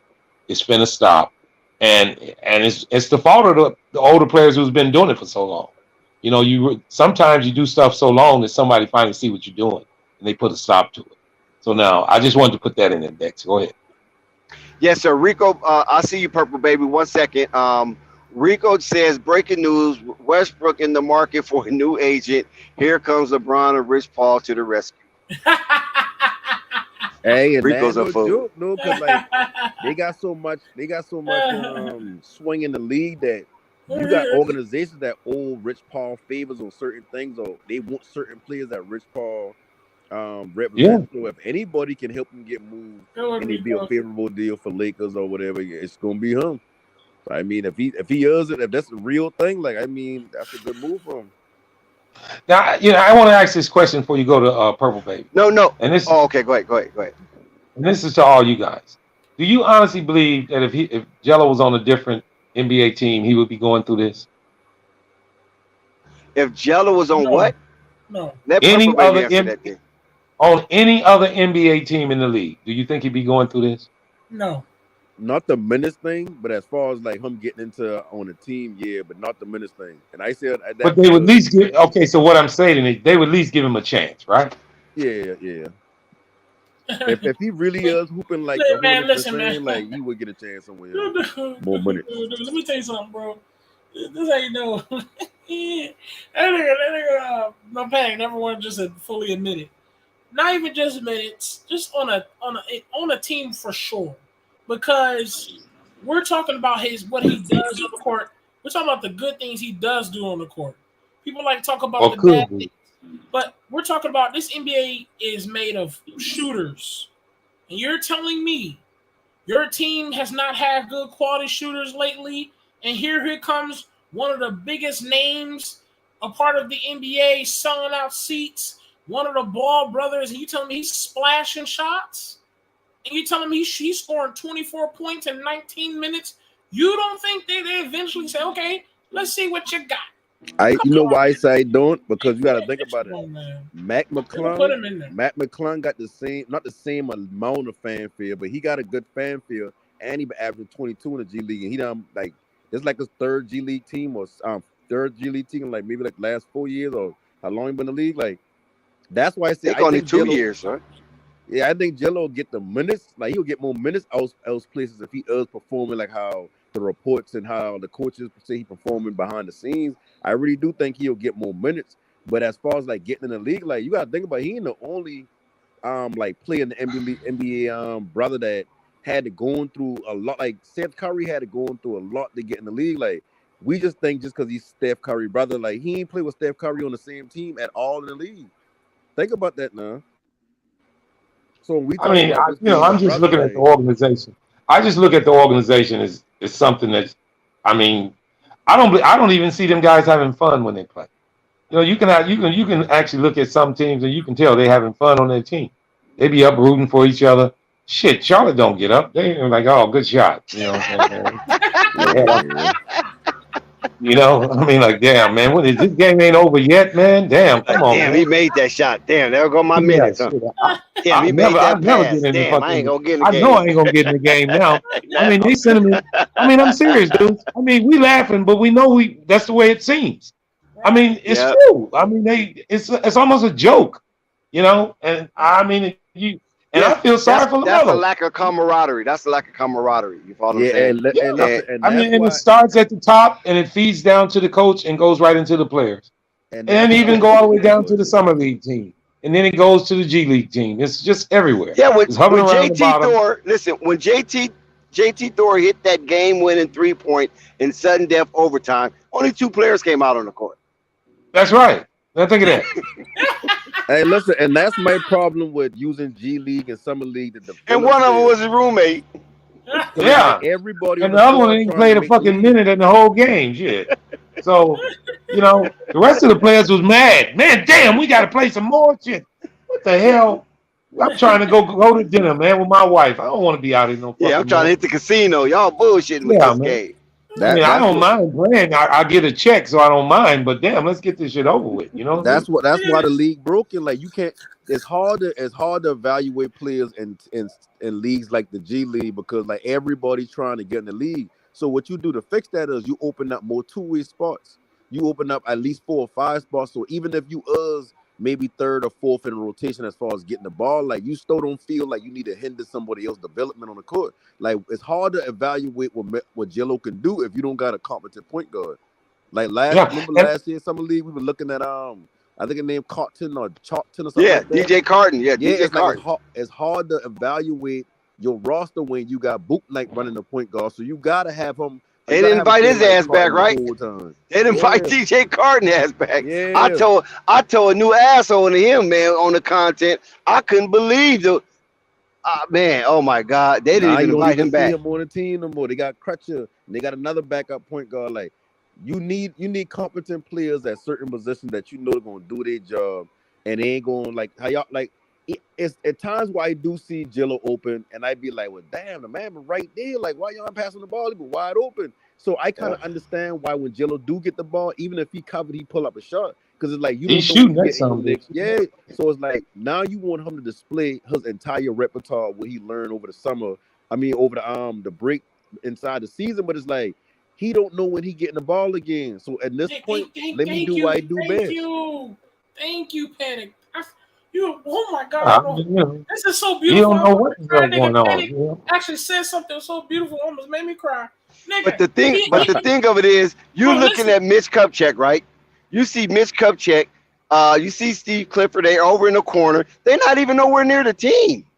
Like, what's No, up with man. that? Man, come on, man. I told you it starts at the top, flows down to the coach, goes into the players, and They way down in the corner somewhere in a cloak of darkness, in a sanctuary of secrecy, and the team out here getting their head plummeted. come on, man. Hey, bro, I mean, listen. seriously, That's I bad. got a question. That's I got a bad. question I want to Let ask me you say guys. this, man. Hold I on, got hold a Oh on. my question I want God. One to. last thing. Hang on. Go ahead. I was just gonna say, Panic said it so beautifully, ladies and gentlemen. This is what I meant. Like, you can't judge Jello's full game yet because he's just playing You ain't anxious out seen there. it. He plays anxious out there. It's like, okay, Yeah. it reminds me of similarities when Zoe had Luke Walton. He don't know if he's gonna come out. He don't know if he's gonna stay in. He didn't know if the game plan was for him to just stay away from the team, stay in the corner. In Jello right now as we speak, he's so eager to show y'all he can shoot the dude. He can shoot. He can pass, but it's not going to happen because he just wants to go out there and he don't know if he's going to come back. He don't know if he's going to walk in and then walk right back out. It's like, it's stupid, bro. Y'all don't understand, man. I just sucks. I mean, it's a sad scenario, man. It really is. But I just the want to thing of ask. it I is want this to though. ask you guys. Hang on. Before you go, Dex, I want to ask you What guys. happened to Purple Baby? Purple Baby, And you I here? want the truth out of you guys on this one. Do you guys see Charlotte winning the championship in the next 5 years? No. You talking about if the Earth Hell. turn on its polar axis? Okay. All right. Well, hold on. That was my first question. Maybe. My second one is: do you guys see the Charlotte winning the championship in the next 7 years? No. At all. So If Mount St. Helen erupts again? What future is it in the funk? Is what I'm getting to. It ain't no damn future there. I mean, man, hell, that's man. I don't. That's a good point. I mean, it looks like You might nothing. as well play him. Ain't no future. You might as well play Yeah. him. And then they want to make an example out of him. Like, nah, we ain't gonna play him. And you putting players out there that can't play in the fucking schoolyard across the street from here, my damn apartments right here. Come on, Marvin man. Marvin just gave us the easiest SAT test of all time for the Charlotte Hornets win a championship in the next 5 years. And then all I of went us to is 7. graduating. Charlotte best chance of Yeah. being the championship. Hold up. team And then I went to all. 7 and nobody said nothing. Shit, it's worse than 5. Boy, I done passed my SAT fucking with you. Listen, Damn they gotta treat Charlotte gotta treat this like exactly how Milwaukee treat Giannis. You make a decision on who you want to be the man. Like they look at Giannis. Giannis been skinny as hell. He ain't really had no skills, but they see something in him and say, you know what? Regardless of what's going on, we sticking with him. They develop him. They do whatever they need to do to put better players around him so he can develop right. And when he gets to a certain point, even before he been like Giannis to us, his brother been on the team. You make him comfortable. He from another country. You make him comfortable by bringing family in. So now when he They ain't actually gonna starts do it. playing and playing, They like are not y'all gonna tap do it. in, We all know they're not gonna do it. They ain't gonna. and They that's why don't I give said a that's the damn. problem. That's They why they can't almost win it hate. in the next 5 years. Listen, they almost hate they got to play games. They like, man, we play today. Damn, shit, I really didn't want to play today. Shit, you know, when you got that kind of attitude in the organization, you ain't going nowhere, man. I So mean, Purple and I'm Baby. not. Okay, I think Purple Baby done finally woke up. She got her mic on. You got a little wine in the glass? No. So what you Oh, think about what's going on? I just Huh? think. Can y'all hear me? Barely. you Are all you right? okay? Sound like you in pain. I am. Oh, Oh, okay. man. Well, take the time then. I would just like to point out if we can go back to the main roster and just talk about like Terry Rozier and Gordon Hayward specifically. Like when we look at the situation, and you either have people on the side that Terry and Gordon are effective, and you know they're the two best players, which they should be if you've been in the league for how long you've been in the league. But I think it has a lot to do with the summer league and you know their G League teams and them developing, you know, particular players. And when you look at the situation, okay, they needed depth at the two guard. Now they have too much depth at the two guard now. So where from book night, you're trying to figure out, okay, who's essentially going to play behind Terry Rozier? Well, the issue is with that, Terry Rozier is not good at, you know, playmaking and whatever. So whoever you bring on the floor with him, they're going to have to play the one. Can James do that? James Booknight do that? Can Liangelo Ball do that? I don't believe Bryce McGowan can do that. I think he's a straight shooter, but that's what they're looking for. I think that's ridiculous. Then with Gordon Hayward, you know, the Miles Bridges situation is what it is, but who's going to play behind him? Kelly Oubre, you know, between the two, Kelly more athletic, better defender. But Kelly to me is a shooter. And I feel like since Lamelo's first year, when we were all saying like, oh, they have too many guys on the rosters on the roster currently that do the same thing, then you know there's no separation. You don't have a two guard on this roster that's adequate playmaker to where you're like, okay, for this little bit of time, we're going to take LaMelo off the ball, get him some shots off the ball, you know, get him started, you know, while he didn't set the table for everybody else. Who is that guy? Then you're looking at your forwards. I don't want what's his name? McGowan. Not McGowan's. PJ Kai. Washington. No, I don't want Kai Jones playing the 4. I think he's a better 5. There's an issue there.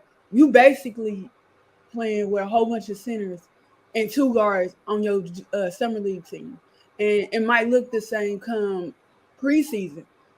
What are you gonna do? Are y'all gonna do what Cleveland did?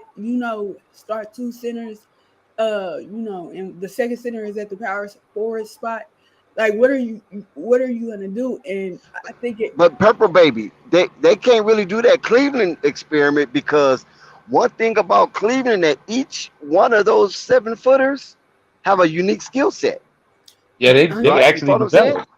developed. They're actually real NBA players. Yeah. So I don't know if Charlotte can pull that off. It probably just look really like scrambled eggs. But I don't expect them to do that. That's what I'm saying. And then, like, a lot of times I forget about PJ. Like, we got to be honest. PJ did play on the perimeter in the paint, but PJ was part of that issue too. He's 6'7". He was a part of that issue as far as rebounding, because he was at the power forward spot. He's a tweener, like I've been telling people, where he can play the 3 and the 4. But it's just like, what is his effect on the game from a defensive standpoint, most importantly? And then when it comes to offense, what's his effectiveness? So you have an issue there where you're looking at that G League team, and a lot of people feel like Kai Jones and JT Thor are not ready to come in and start at that 4 spot. So what do? Play Plumlee and Williams together? I don't want to see that. I hope they don't do that. But you think Williams ready? Yes, I think he can play. Facts. He's ready. What? I mean, because Yes, you're not asking Yes, Williams yes. to go out there and give you 20 points a game. You're just asking him to hold down the spot and rim protect. He got an easier job, so I think he is ready to step into playing some good minutes. And to go back to Right. what you say about PJ Washington, like everything you say about PJ Washington is snub and 100% correct about him. He don't affect the team, and you can't really put your finger on what he can do. He is a player who need to be on a 2-way. He need to be in the G League, getting practice up to seeing what's going on with him. Man, That's for where he real need to though. be in there. And right. And another thing is, another thing is, it's so easy. Him and Mason listen. Miles Plumlee, whatever Yeah, Plumlee that is. like Right, Charlotte. His ass would be out down there too. And Shit. listen, and exactly, I said it yesterday about the Williams and Plumlee. I said, listen, I know it's easy to say, let him start on the bench, let him get used to the playbook, let him get used to it, la la la. But he's a young, athletic center, and when it comes to athletic centers, unless they learn moves, unless they learn purse moves, unless they learn how to spread the floor, most young athletic centers, you get it while you get it before their athleticism is gone. And for him, I feel like I'd rather him make those mistakes, those rookie mistakes, let him get a beating, let him take a few hits by Giannis and Joel Embiid, because him being that athletic and him having that aggressiveness, you can really wake up a monster. And that's why I feel like it's a good idea to throw him out there in the fire, because it's like it's like you're putting a future alpha in a group of alphas, so you can learn a lesson, so he can make himself stronger and be ready for the moment. Instead of softening him and babying him, and you just take some time, learn behind Plumlee, and you'll get there. No, let him be that Shaq. Let him be that Sean Kemp. Let him be aggressive. He might make some mistakes, rookie mistakes. Sure, okay, cool. But that young athleticism, that aggressiveness that he has, man, you better shake it out of him so you can wake up a monster. You don't want to mess up an opportunity, you babying him, and then sorry it didn't work out. You better wake up that monster now. Wait a minute, Rave. Did you say learn behind Plumlee? Are you sure of that? Learn what? Ain't that Can I? what? No, They I'm traded just, Cody Zeller and got hey, Plumlee. if Plumlee, if nobody, if they don't get no extra center or something, Plumlee would have to start again. So that's what I'm saying. That's what I'm saying. Well, You better come get on, that Dad. monster out He's there going. now, bro. Can Man, I get I say mean, that come something? monster on. out there now, bro. You know, I asked a question earlier on a different day on the panel. What player in the NBA or what players in the NBA? I guess you could join a bunch of players together to make them better, but that's not a realistic take. You can't even add Kevin Durant to this team and say they are contender. That's rare because just about maybe 2 to 3 teams in the Because of league you can say Miles, that that's about. why. Because of Miles. If Miles was available, it'd be a different story. Can I say Yeah, something? but yeah, go ahead. Um, as far as the small forward problem, another issue I have is Gordon Hayward. I don't want to talk about how effective he is at hitting Benny on the court. He's only played 50 games for this team. And then the 50 games he's played is not all been in one season. That's over the last 2 seasons. He's played just 50 games. Why are we so loyal to a guy that can't stay healthy? That, Is he on the contract? compared to most small forwards, even DeRozan to an extent is more athletic and effective offensively in his game than Gordon Hayward is. I don't know what the fascination is with him. Like, I'm gonna tell you what the fascination is. It's That's that their version contract. of Larry Bird. Well, and not only that, he's under a hell of a contract. They can't cut him. Marvin, listen to what I'm telling you. That's North Carolina now. That's Tobacco Road. That's their version Yeah. of Larry Bird. They're giving him something to cheer for that look like them. What, to pay him sitting on the damn bench? That don't make no damn sense. Hell. Listen, I didn't say this before. Thank you, Jesus, for me not being a Charlotte Hornet fan. Because I'll probably be in winning there. I'll probably be in winning there and went fucking crazy. I'm sick of this shit. Now, somebody, you either gonna let me play or you gonna let Jello play. Hey, And I can't play worth a It shit. ain't as bad as the New York Knicks. They're bad. No, See, the thing about it is the thing about it is, to Michael Jordan credit, he needed another punch because Terry Rozier just wasn't him. I love how KNT say that. Terry Rozier just wasn't him. So that punch was going to come with Gordon Hayward. That was going to be the 1-2 punch, and they thought they was probably going to get James Wiseman to fill that center need because Bismack Biyombo and Cody Zeller wasn't him. So if they would have got Wiseman, Gordon Hayward coming healthy and having a full season, and Scary Terry, they thought they had a little something to work with. But when Gordon Hayward came to be their savior, they start to say, wait a minute, man. I don't know. I mean, he's cool, but he's not. But you said, Dex, you said Terry Rozier. On every other NBA team, he's coming off the fucking bench. But that's what I'm saying. But the only reason why they have to do Terry Rozier like that because of the Kemba Walker thing. See, Kemba Walker was a attraction. He was a showstopper. Once he left, they had to replace that. So they try to replace the production with Terry Rozier, knowing that Terry Rozier wasn't a showstopper, but maybe he can put some production up until they can get somebody else there to sell the tickets. Because Terry Rozier by himself ain't selling no tickets. And so what they did was these big contracts. Yeah, so what they did was they pumped up Devontae Graham because Devontae Graham was having a pretty good year to be an undrafted G leaguer coming out of Kansas, spending 4 years and undersized. So he was one of the little sideshows. So Devontae Graham had that little so-so year where he became one of the runner-ups to most improved player. So they was touting him up as if he was a second thing coming out of their development. And Cody Martin was, laying in the wing as well. They bring in Gordon Hayward, the ticket seller. He's coming from Boston. Larry Bird. You follow what I'm saying?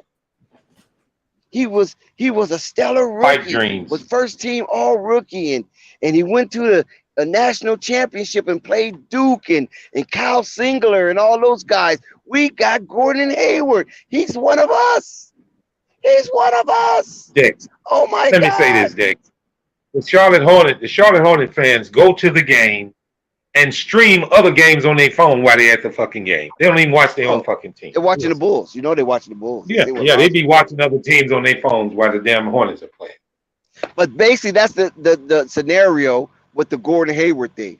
So it was an experiment. I don't think Mitch Kupchak really wanted it, but Michael Jordan was sold on it because he wanted his version of Larry Bird. Michael Jordan always wanted that type of player. Look at some of his draft picks that he picked real high. Look at the guys. So he always wanted that. Jordan drinking too damn much now. He can turn into a damn I mean, alcoholic. he was just so fond of Larry Bird. I mean, there was cool people, you know what I'm saying? He was just so fond of him for some reason. And he wanted that type of characterization, or no, not characterization, that's a bad word. Caricature. That's the word I'm looking for. He wanted that kind of caricature, the Larry Bird caricature on his squad. That's what he wanted. That was his toy. You feel me? So those guys didn't work out. Gordon Hayward didn't work out because we know him as Mr. Glass. You follow what I'm saying? He can't complete a season. Like, hey, it's not our fault that Gordon Hayward body cannot hold up. Do you think that's a pro? Mike, I think he's trying not to play him. only thing I can say is this. I've said this before a long time ago, but I kind of backed up off of it. Gordon Hayward don't want to play for Charlotte in a meaningful game. That's right. He don't want to. And they so blind justify his contract. Yeah, they just let him do it. They don't care. Yeah, as long as he's not present. See, as long as Gordon Hayward is not present in one of those meaningful games, you can't say it was because of him they lost and he's overpaid. Because he have yet to be a part of a meaningful Charlotte game when it counts the most, and that's in the extended season. Man, you know, it sounds like that team is like when you was on a job and you had a couple of guys come to work and all they do is go in the back and go to sleep and then go home every day. They don't do no fucking work. I remember I was one of those guys. I was one of those guys. They called me. Man. I was sleeping on the conveyor belt, and I was supposed to be putting the boxes on. I was working in this warehouse called Rainbird. They make all the sprinklers. You know, they make all the sprinklers damn near for the United States and even overseas. Big company. And so every time we get them moving right, I cut my conveyor belt off and go to sleep in between the boxes. Damn right. Until I got caught.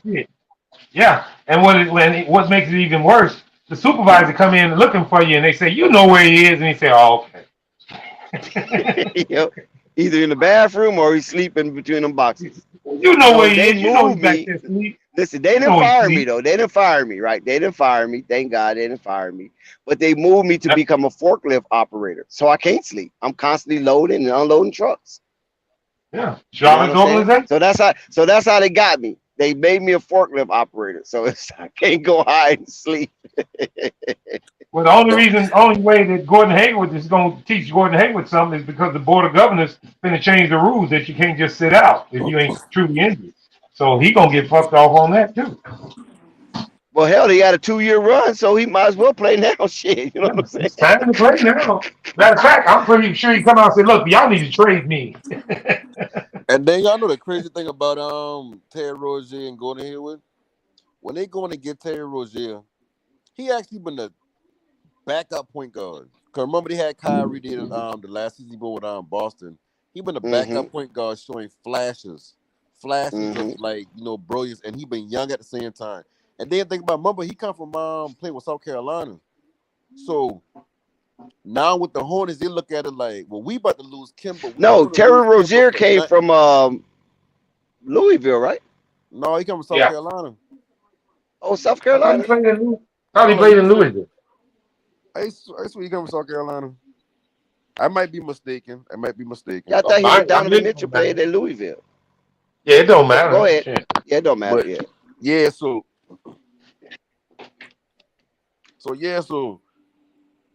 he did go to Louisville. I remember him in that tournament. He had a good run in the tournament. Yeah, but go ahead though. Yeah, so y'all going to get a fringe starting NBA player because he been a backup to Kyrie. So I mean, who wouldn't be the backup to a Kyrie led team? And he been one of Right. the problems why Boston ain't really done what they supposed to do. Cause remember out of the news out of Boston, and he said it's something when he come on first take because the team ain't know who been number 2, number 3, number 4 option on the roster after Kyrie. So that lets you know right then and there, like Terry Rozier, he really only been searching out to get on his own team because he had want the ball more, meaning he Right. want to score more. So when he get to Charlotte, okay, now you got that as that's your 2 guard / point guard or whatever you want to call it, because they originally wanted him as a point guard. Then you got Gordon Hayward, who played like a season and some change with Boston from the same team now. Same team. Yep.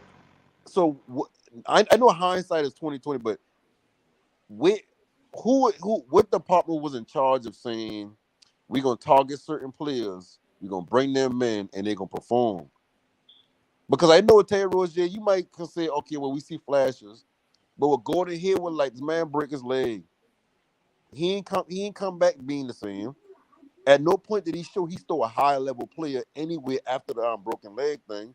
So Mike he made a won his decision Larry like, Bird. yeah, it gotta be a business decision. Like, okay, let's put a competent team together. We don't care if they fit together. Just put a competent team together, which ultimately failed. Or like you say, he having grand views of this man as he being the next coming to Larry Bird. Yeah. But when did he Yeah, he ever couldn't show that? help himself. Even in Utah, like, he was never. Yeah, Utah, he was good though. He was good now, but he ain't been no moving the needle type of player. Or they would have keep him, or they would have matched whatever contract. Well, they made the playoffs with Tyrone Corbin. I know y'all remember him. I think he played with Philly. Tyrone Corbin, Out of in DePaul. Chicago. Yep, out of DePaul. Yep, and made him as his coach in his rookie season. And then remember, Charlotte wanted to get him before, right? When what's his name? Utah didn't give him the rookie max. So they let him test the market. Charlotte Hornets and Michael Jordan gave him a qualifying offer, and Utah Jazz came in and matched it. So they wanted him after his rookie season, but Utah matched it and then ended up trading him to Boston. Like the same problem because they got Donovan Mitchell. You know what I mean? They got Donovan Mitchell, so they're like, okay, Gordon, see you. Like the same problem Charlotte had.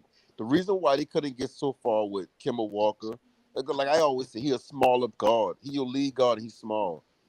You can't really win with that. So now you bring Terry Rozier in. Yeah, he a little bigger than Kemba Walker, but he also don't play no defense, and he also not a point guard. He want to score. So now you got to bring a point guard in next to him. But you bring a point guard in next to him, he got to be a defensive point guard more so than somebody like Lamelo. Like, you don't put Lamelo next to Terry Rozier. You bring. But they didn't get Lamelo though. Who was the point guard they put next to him? Now I forget who they put next to him. I just saying like Devontae Graham. Yeah, and Devontae Graham, like, I mean, he don't move the needle. Like, he ain't been all the way a defensive point guard. He ain't been necessarily a scoring point guard. He ain't necessarily been a distributing point guard. Like, what was his forte? He's a shooter too. Devontae Graham want to shoot that ball. Shit, him and Terry was just chunking shots back and forth. Your turn, my turn. So what you do when you got players like that, that's small but want to score, you put a bigger guard next to them. I disagree. Here's the question I have, guys. Who was the owner? Let me just ask this. I gotta disagree. I gotta disagree because not disagreeing on the fact that he's small and you need a defensive guard or anything. You know, other part, the details he was saying, what you need at guard, that part is fact. What I'm disagreeing is because, well, when Kemba Walker was doing his thing, he was doing his thing. He could have kept going in Charlotte. The thing is, Michael Jordan and the Hornets wanted to downplay his contract. They didn't want to give him that extra money. You want to know why? Why are you disagreeing? What are you disagreeing on? Because now I'm wondering what you're disagreeing on. I'm disagreeing on because I don't think they was worrying too much about Devontae Graham. I mean, Kemba's height and stuff, because he was doing his thing. He was balling. They got a couple wins. He was balling. You right. He was balling, but just like we see with Dame Lillard, that only takes you but so far. And Dame Lillard been a better scorer than Kemba Walker is, and he still can't get nowhere. Okay, you got tell a me smaller tell me guard, you other than can Gordon abuse the Hayward. defensive end. Look at Okay, Trey tell me Young. other than Gordon. Tell me a player other than Gordon Hayward. They out here trying to pay for something. Say that again. Tell me a player other than Gordon Hayward. They out here trying to pay for something. Nicholas Hold Batum. on, They say that weren't trying to again. pay.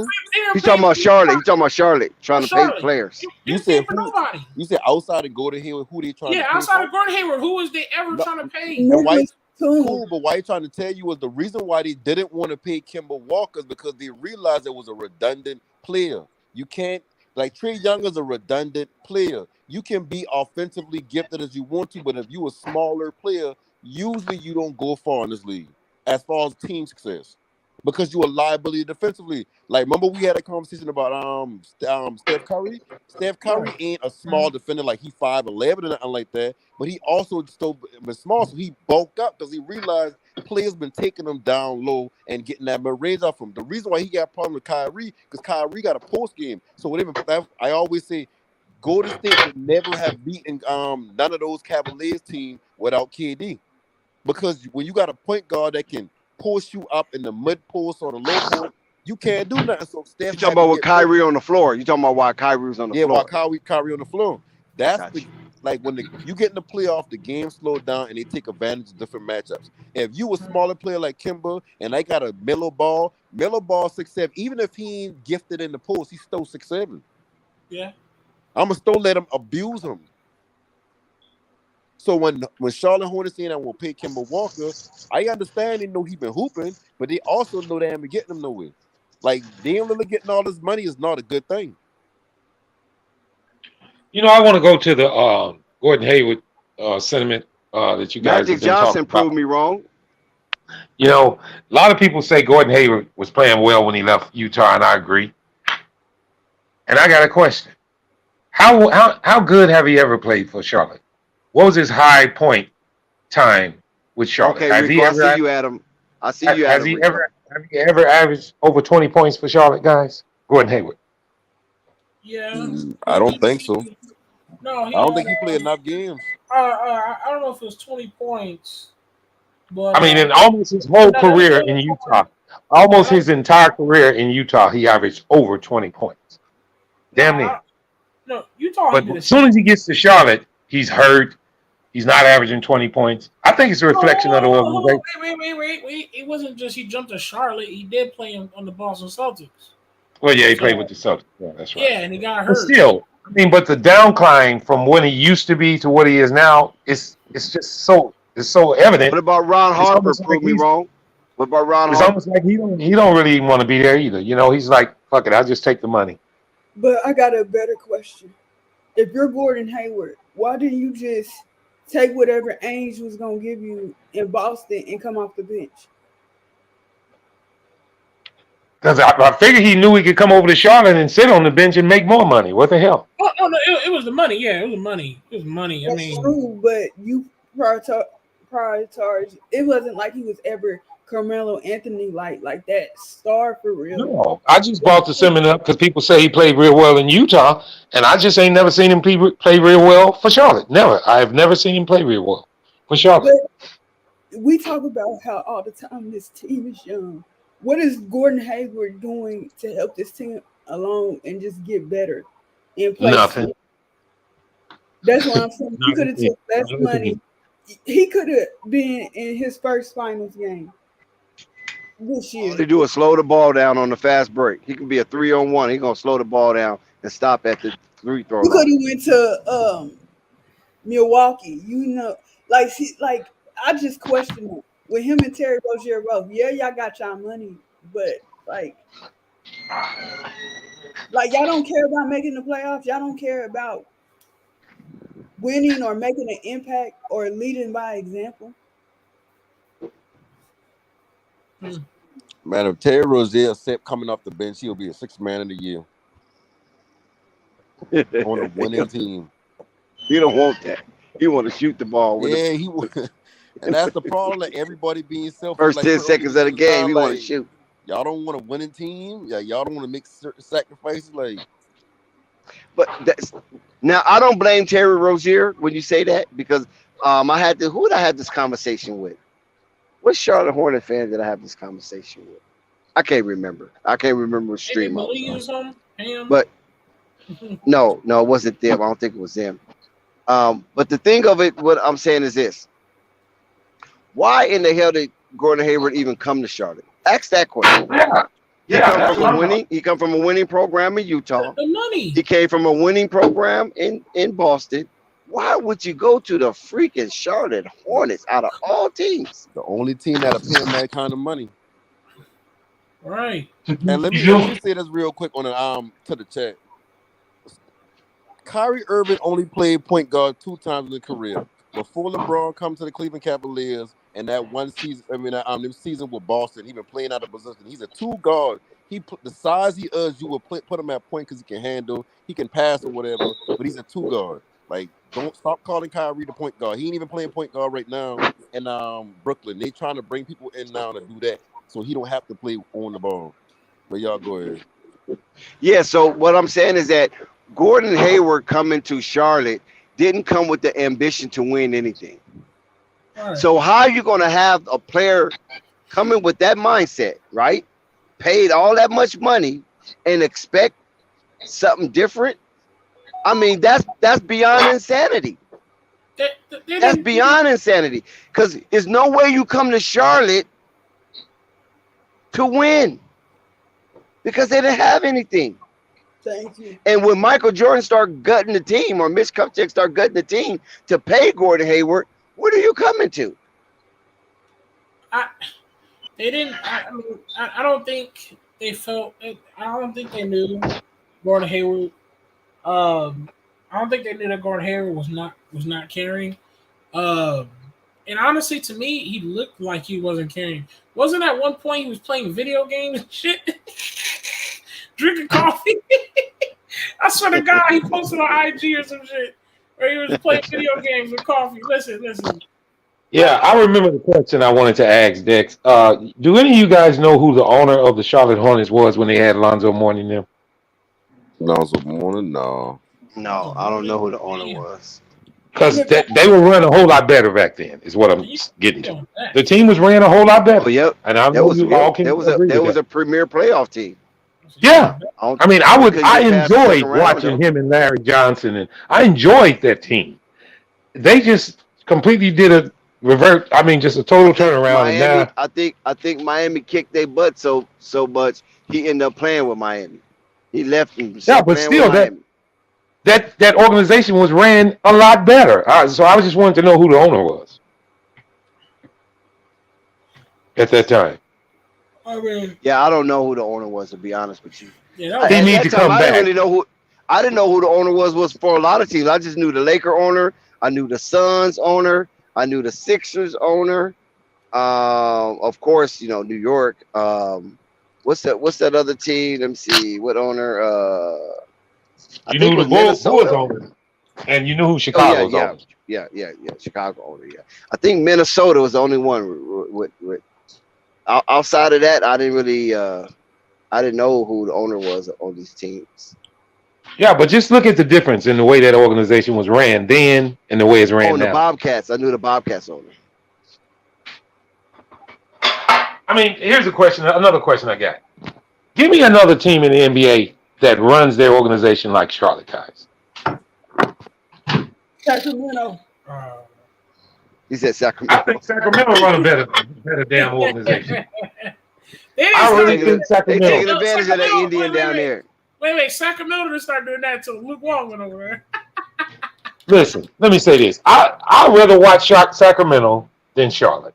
And that's sad to say. I don't know about that. I think I'd take Charlotte over Sacramento for us watching. And that's only because of Melo. Yeah, exactly. That's only because of Melo. If Melo wasn't there, you wouldn't watch him. No, of course not. I didn't even know who Nick Batum was. I mean, that's why I said where the hell he came from when he was playing with the Clippers. That Charlotte is playing with fire. Gilchrist? Who the heck? Gilchrist? Yeah. That's why I said earlier, Charlotte is playing with fire. If LaMelo decides to walk, they might just shut the whole damn organization down. They will be totally irrelevant, guys. But that's why I'm trying to explain to you guys the connection with Liangelo. They're gonna throw Liangelo a fish line. Watch, you're gonna see. Exactly. What else? That ain't What helping else now. would you do to want to leverage with your star player? He's already the face. He got the keys. Clifford already admitted that, and he's going to get his jersey. So the only other wish you want is to play with his brother. We ain't talking about Lonzo. I mean, to these beautiful people that's listening in the chat, everything I've said about this team is nowhere to imagine like, oh, Jello. I don't want Jello in the league. I think Jello deserves to be in this league, and I feel like he's better than a lot of guys that y'all call is qualified to even play in this damn league. Because there's a lot of dudes that we can name out that's just sitting there, just wasting space, wasting air, just breathing fresh NBA air for no damn reason, just sitting in the damn fucking spot. But for me, I'm just looking at what's going on so far, and not only what's going on so far, I'm looking at how it's being ran. And what's his name? Marvin has let it be known. Panic's let it be known. Dex, you gave us some information. I let it be known. The way it's being ran is just, it's like, bro, I don't really want him there. I really want Jello there because it's like. So you want Lamelo to be there by himself? Bro, Melo don't want to be there. You want Melo to leave too? Shit. Melo gonna leave. Everybody. I swear. Man, unless some listen, let me tell you something. Unless some miracle happens, I'm talking. It better be a miracle. I'm talking. Jello get a starting spot. they get Zoe, Ball brother get LeVar gets a free seat all season long at first class. All of that. Unless some crazy thing happen like that. Melo out of there, bro. I'm sorry. Melo, you guys do for that contract to be done, bro. Yeah, and you guys do know that the ball boys the true ball boy on the team is looking for a new contract too. He's talking about leaving. Now you know that team ain't worth for shit. Talking about the guy who all I'm gonna say is this right here. Melo out of there. All I'm gonna say is this right here. LaMelo got 2 of the 3 things that he wanted, and he verbally stated. The last and remaining thing is to put Liangelo in a Charlotte Hornet uniform, not a Greensboro Swarm uniform, but a Charlotte Hornet uniform. Then those wishes of his have been granted, as well as Liangelo wish has been granted. So that means they would have granted 2 of the 3 Ball brothers' wishes by connecting them on the same team, wearing the same uniform. That would be big. Here's where I got you. But there is what we all call the unwritten rule. It's in basketball. It's in sports. The unwritten rule. Guys don't like when you try to score in 0.5 seconds. The unwritten rule is, you know what I'm saying? Don't be messing with guys, girlfriends. All those unwritten rules. I know what the unwritten rules are. And Melo's unwritten rule is he don't like losing. Yes, he's let it be known, but that's a rule in Melo. He don't like losing. So yeah, he did. They did take care of 2 things, 2 of the 3 things. But they didn't take care of that 4th too. That lingers. That's winning. If you take it back-to-back L's over and over, you think he's still gonna stay? I'm sorry, I disagree. He ain't gonna like that. I'm gonna come out on a limb and say it right now. He ain't staying if they don't get somebody. He ain't staying. He's not staying. I ain't even on the team. I'm not even on the team, and I'm ready to go. Keep that damn contract. I ain't signing shit. I ain't signing shit. I'm on the team. I'm ready to go. Yeah. Oh, damn. I'm ready. I don't want to work in the locker room. I don't want to work in the parking lot. I don't want nothing to do with that. I don't want get that extension on my face. I don't even want to park my car. I don't even want to park my car in your lobby. You shove that extension up your fucking ass, asshole. I'm dead. Yeah, that's wild. That's wild. They're I But mean, coming. the yeah, organization is in shambles, man. They in shambles.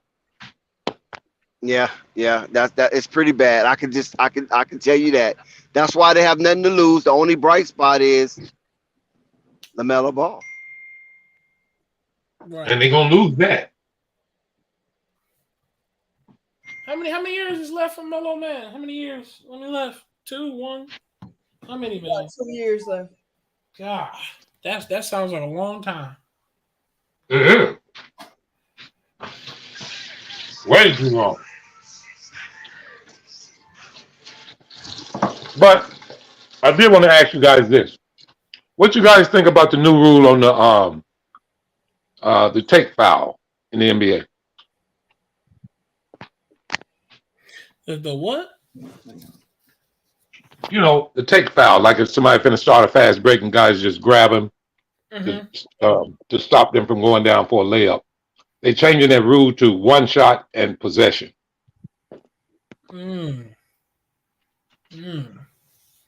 But I thought that's why we had the clear path foul, though, right? Well, but it had to be determined. Now it's no determination. It's automatically one shot and possession. Well, plus a lot of players have been saying that that's an easy way to get somebody hurt, which is kind of true. When a guy's trying to bust down the court and somebody just grabs you.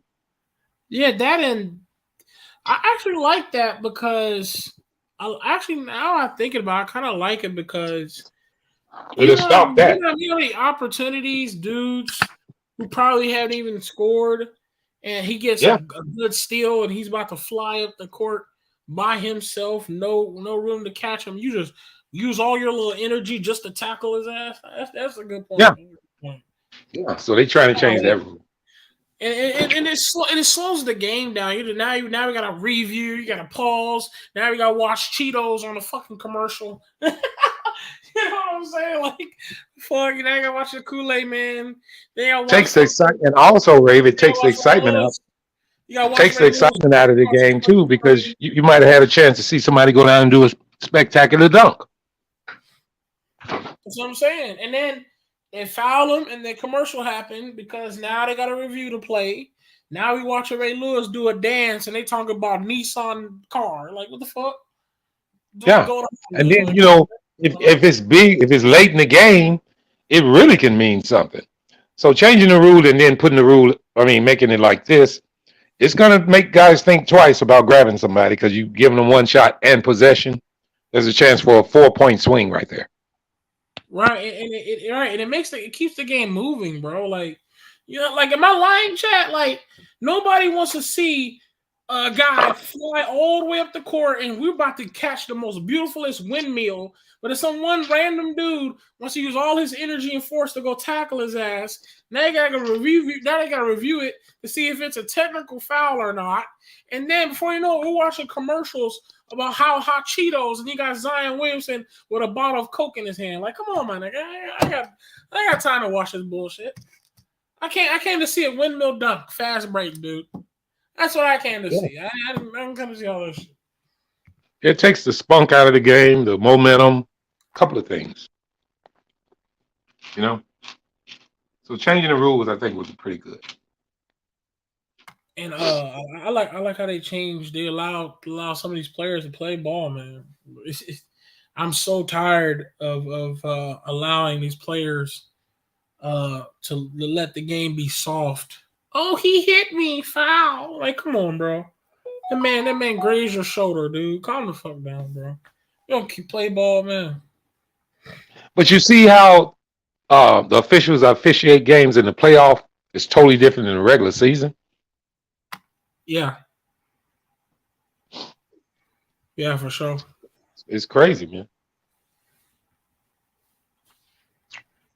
Hey, chat. We were speaking some amazing tonight. Everybody's having a beautiful time. We appreciate you all, y'all. Is up in this piece, doing your thing. Coming Flight Sports TV is clearly the hottest in the streets because here we are, everybody flowing to hear what Flight Sports TV has to offer. So please hit that like, please hit that sub. You already know what to do. Share it with your folks. You know what I'm saying? Share it with And be careful, man. It's the summer. It's hot as hell. I'm in Georgia. It's hot as fuck. I don't know where y'all live, but it's hot as hell. One of the hottest summers in this bitch. So, we just want to appreciate y'all, man. I ain't gonna even mention how hot it is down here in Dallas.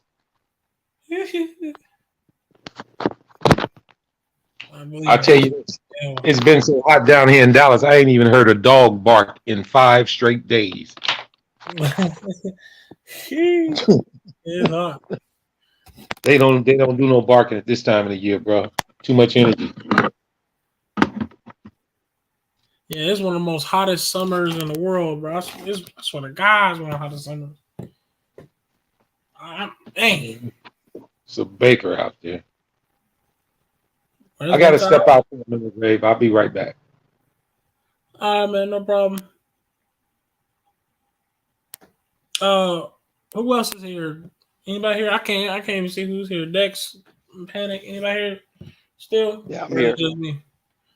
I'm here. Or Dex? Okay. Hey, Dex, you wanna do a little advertisement real quick? Go ahead. Go for it. I'm talking about the thing. I can't play it. You can play it. I don't have anything to put. I'm talking about the. Oh! You talking about commercial?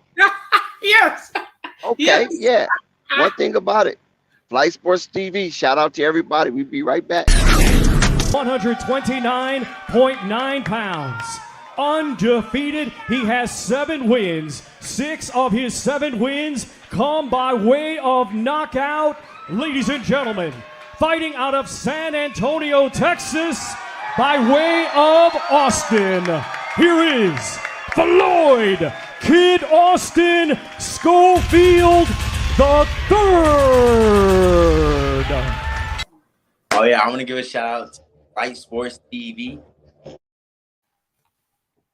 Well, Ray, I know we had a slew of basketball games. I don't know if you watched any today, or did you take the day off from viewing any of the sporting events down in Summer League? I was at work like fuck. Oh, okay. Yeah, Well, like fuck. yeah. Well, okay. We'll run off the scores, and then we'll probably chop up whatever we can according to what all went down last night. All right.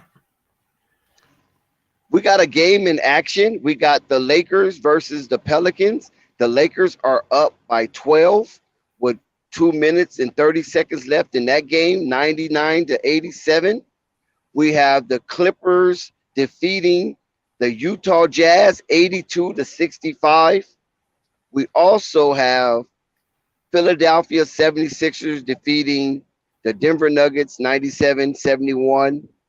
Thunder winning against Golden State. Golden State had a very disappointing showing with that powerful team they have in the Summer League. They lost to Oklahoma City, Chet Holmgren and company, 90-82. Sacramento won 82-69 against the Phoenix Suns. Indiana Pacers lost against the Washington Wizards. Washington 97, Indiana 79. And the Miami Heat lost to the Raptors 88-78. So basically, it's a lot. Since you're bringing up the teams right here, the Pelicans, I want to talk about them real quick because there was, the Pelicans, they picked up a guy named Dyson Daniels, right? I want your opinion. How do you feel? Because the Pelicans are not going to admit this, so I got to hear from a guy that's not part of the Pelicans, which is you.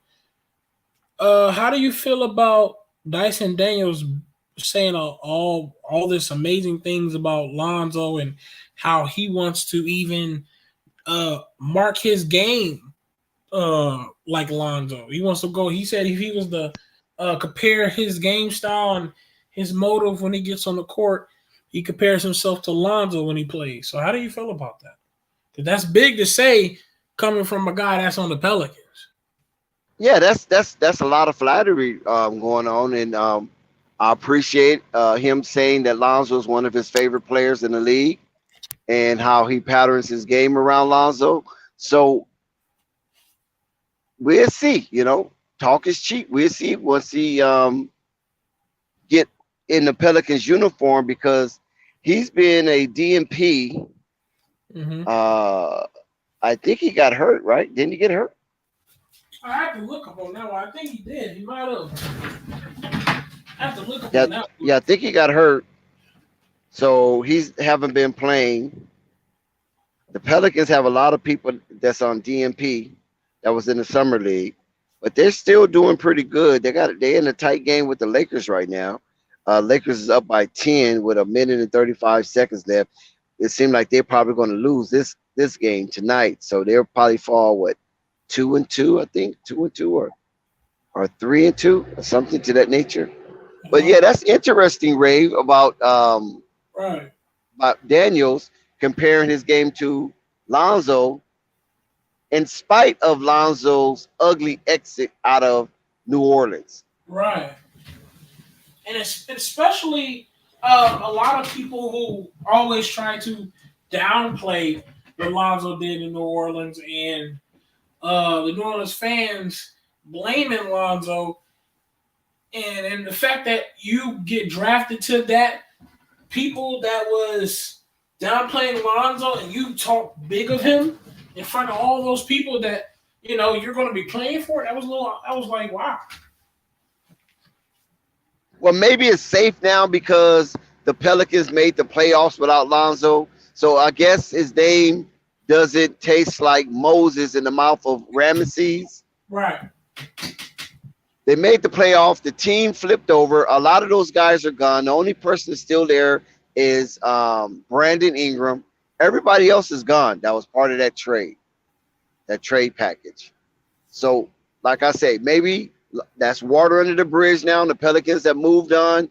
That's the sour taste of Lonzo departing have basically been, removed from them.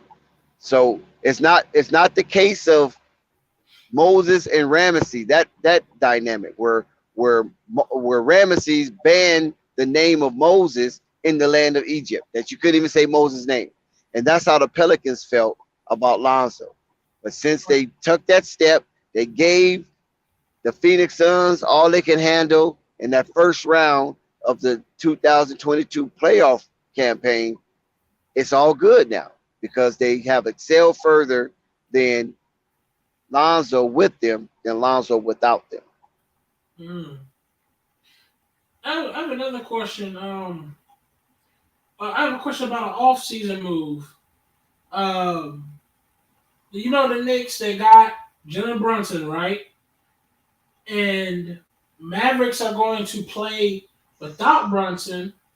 So, do you feel like the Mavs are going to have a successful year because of this? Or do you think they may have took a big hit now that Brunson's not coming off that bench producing the points that he did? They're going to be good because Luka Doncic got some weapons, man. They got Christian Wood. They got my man JaVale McGee. So they got a lot of they still got weapons. You still got Tim Hardaway Jr. You got pieces there. Even the other kid, I forgot the guy's name. Vinny Smith. I like him. He's good. So they still got some talent. I mean, Brunson isn't gonna make or break them. Okay. Because I do know Luka is young, and we don't want to waste any of his years.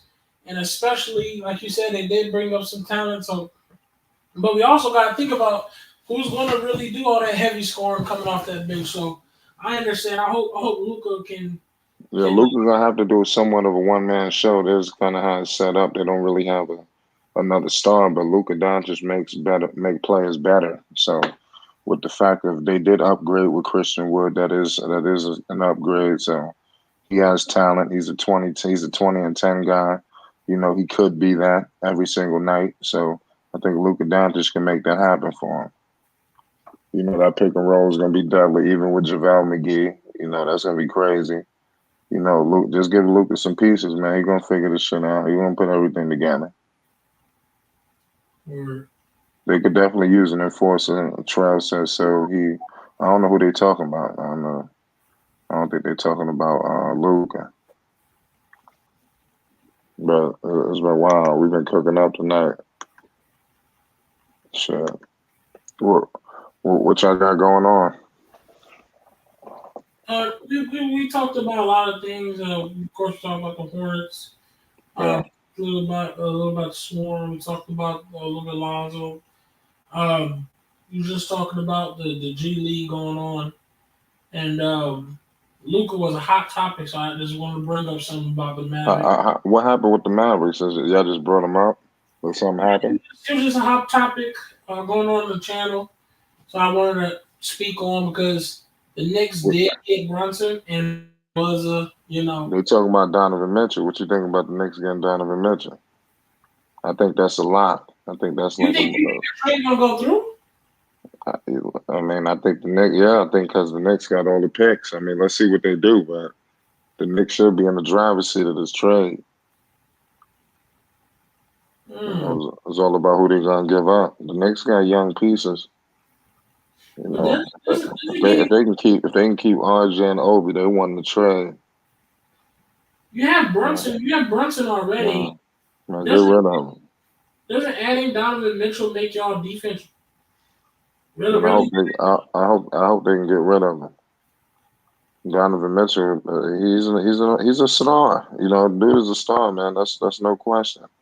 Right. So the Knicks don't have a star, so they need to do whatever it takes to get a closer. He's going to be the guy to close games. RJ Barrett is not there yet. If he was to pair with RJ, which I believe is the plan, I think RJ Barrett is going to surprise a lot of people. I think he's better than a lot of people give him credit for. Dude, RJ is all right. He got to be consistent. That's his thing. But that's all young players. They got to be consistent. The Knicks will be all right. Yeah, so we should I think we done for the night? Pretty much we also gave everybody the advertisement and talked pretty good about the topic. Hope the chat satisfied tonight. We appreciate everybody for coming on tonight, man. Real for. Yeah, we're gonna have an action-packed show for you guys tomorrow. It's Flight Sports TV, man. Take it easy. Flight Sports TV, man. That's my dude. I rolls with him.